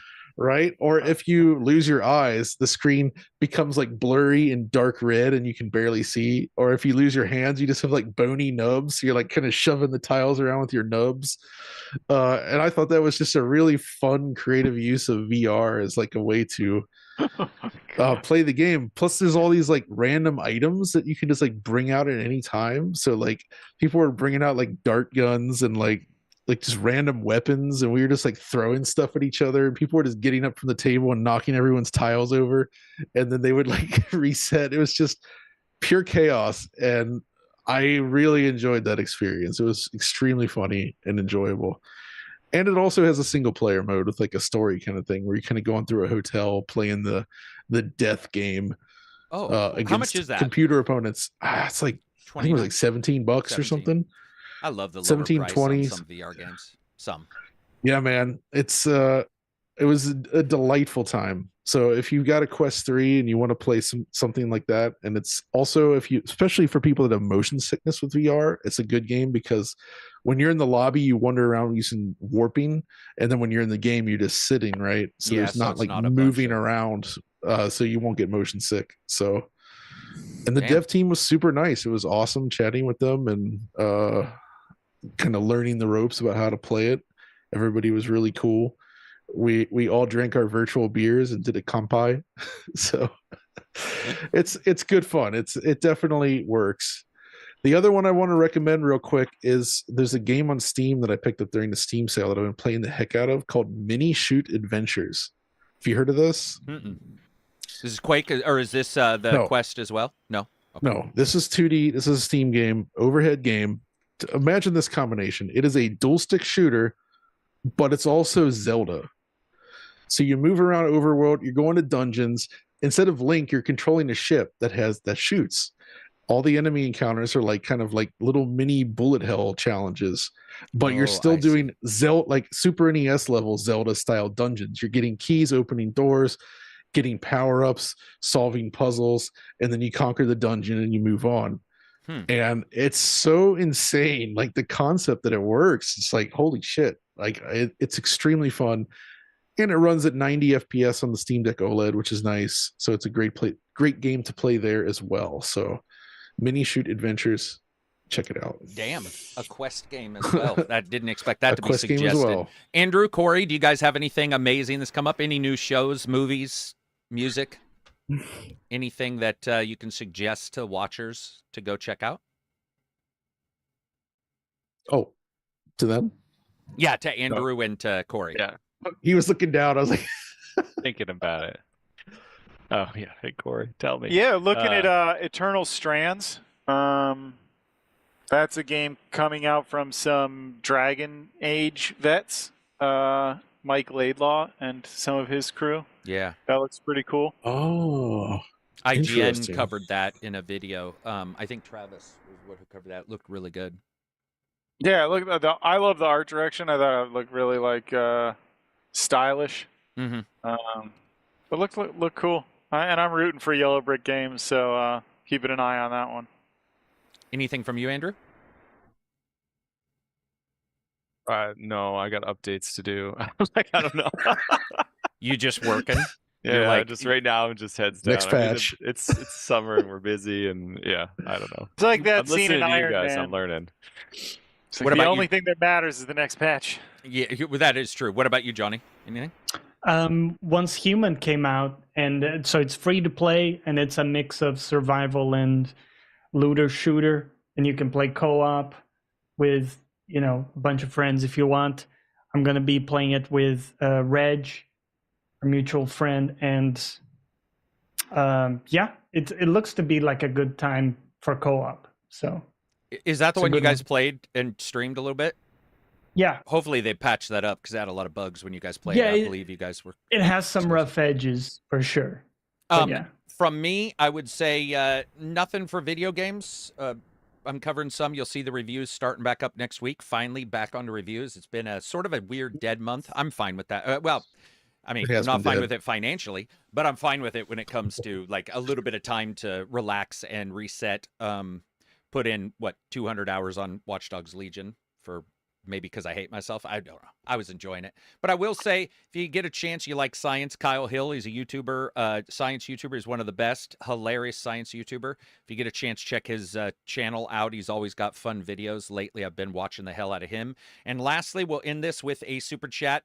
Sadarth Nayak, I think I got that right. 449 numbers. I can't remember. Johnny, we always try to question how much. This one is from India, so India. it's yeah. Rupees? Rubles Rubles? or Rubles. Rupee. Shit. It's One of the two along starts with those an R. lines. We're close. It's one of them. I feel bad. He says, hi from No. India. I want to know your thoughts on always online games and game preservation. Just like the crew, will always, the online game will be unplayable. I think we've covered this a lot. I mean, I don't know anybody here who wants a game to go away. Yeah. I think that there has to be, Internet Archive got hit recently because let's be honest, some of the stuff they do is questionable, but I like the idea of a place that captures everything, Yep. so that a game is available in some way. But I'll just end my part in the podcast and say what I want is every game dev who's making any kind of online only game has got to day one have a plan for when it goes offline, private server package ready to put online, and just be like, all right, Offline mode. offline mode. Man. Yes. Here it is. Go ahead, Corey. One studio I really like, 10 Chambers. They make a game called GTFO. Oh yeah. And it was very heavily live service. Like there was episodes and seasons, and they changed out the whole map. The entire game was getting Yeah. swapped out. But when they finished their live service execution. They rolled out a new game mode that has all of the seasons available. You can play it in any order. You can play it single player. You can play it like. Oh yeah. I thought that was a really good move by the developer, where they're like, we're moving on, but we know that you guys love this game, so we're going to give you everything that we've done over the last 5 years in a neat, accessible package. Enjoy. I thought that was a great way to end the live service process. Maybe you can't afford to do those type of expansions anymore, but you don't have to leave the players, out in the cold. Yeah, like Battleborn. I'm always going to hold Battleborn in particular as like something, and because I that actually was sort of enjoyed the that very game. first hero shooter. What? Yeah, They one of came the up with first. the term like hero shooter. Yeah, it was a makes me big thing. mad. Yeah, As we wrap this up, Cyber Knights, go check out. I'll put a post in our YouTube chat where you can go and you can wish list their game. Is there anything you guys want to say? Anything coming up with Cyber Knights? Anything that you guys have planned? Any new data? Any information you guys want to pimp out about the game coming out here? So yeah, sure. Our next big thing, we just put out a huge update that's a crafting system, like the 3D printers of the cyberpunk future. You can make all sorts of crazy and exciting combinations of weapons and armor. Really, really fun. People are in it deep right now. That was out last week. I think in about a week, we're going to roll out an all-new system called Headhunters. So this allows powerful players in New Boston to hire famous bounty hunters to come after you. So maybe this is like an extra cool wrinkle that will join the game. Awesome. When you're on a mission, maybe headhunters, if you'll know that they're on your trail, but like they can show up in the middle of a map and try to kill you. Like you're trying to hack this server in a back room, and they show up somewhere, and you got to hack the server double fast because the headhunter crew is after you. So we're like halfway. We're rolling out big features all the time. We're hoping to, development wise, we're on track to be done this year. So we're like roughly a little more than halfway through early access. We have probably another 100 updates to go to polish this thing till it shines and have all the content that we really want in there. So either way, as we talked about earlier in the podcast, like hit us with a wish list if you don't want to get in right now. If you want to be real close to the fire and in the forge with us, join right up and hit some F10s and see us in Discord. So some F10s. F10s. Yeah. Send them Crash. Anything from you, Corey, that you want to add for that? Yeah, I mean, I'm really excited about Headhunters. It adds a weird wrinkle. It's an AI challenge because the Headhunters aren't on the team of any of the other AI, so they're like a whole nother team that can fight the other enemies. So it, like Andrew said, it's a wrinkle, but it throws this weird chaos of like, I'm just going to extract, we're going to go over here, and then now there's Headhunters starting a firefight with somebody on the other side. And you're like, maybe I do have time for those loot boxes because the guards seem distracted. So it adds this level of chaos to some of the missions that's really fun. So I'm looking forward to getting that out. Yeah, everybody, if you get a chance, at the very least, wish list, check out this. Like I said, I can vouch for the prior games. Seems like everybody's loving this as well. I may end up jumping into this now, hearing about Headhunters and stuff, because I like that kind of... I like the Trinity. I like when something unbalances stuff. So the idea of, like, jumping in and having somebody show up randomly. So I don't know why, but I always like that, where it's like that little bit of chaos factor introduced. I want to thank these guys for showing up. Again, makers of some of my favorite games. I mean, I've been talking about them a while and will continue to. I appreciate these guys taking the time out of their day. So at the very least, you guys can go to that link, take some time out of your day, hit the wish list. That'll be it for us. Other than Johnny, what are you streaming tomorrow? I'm streaming some League of Legends tomorrow. Oh my God. That's it. That's the day, we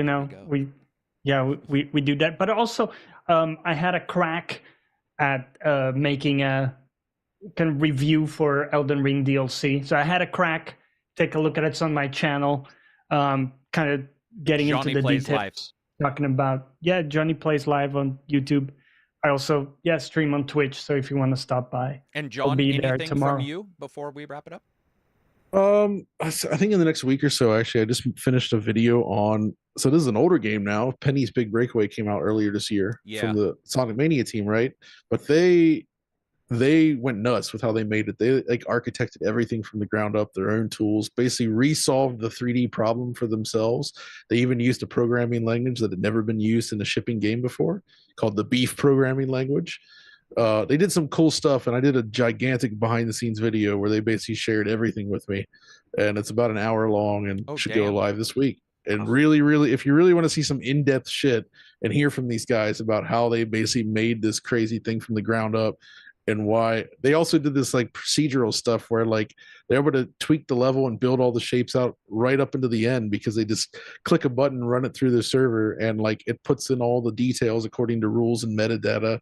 It's like you paint the surfaces and it just fills in all the edges and the tiles and makes everything look real pretty, all programmatically. And it's cool stuff, and it turned out great. To watch for that video. Okay. Next week, check that out. Thank you again, everybody watching. Peace out and enjoy the rest of your week.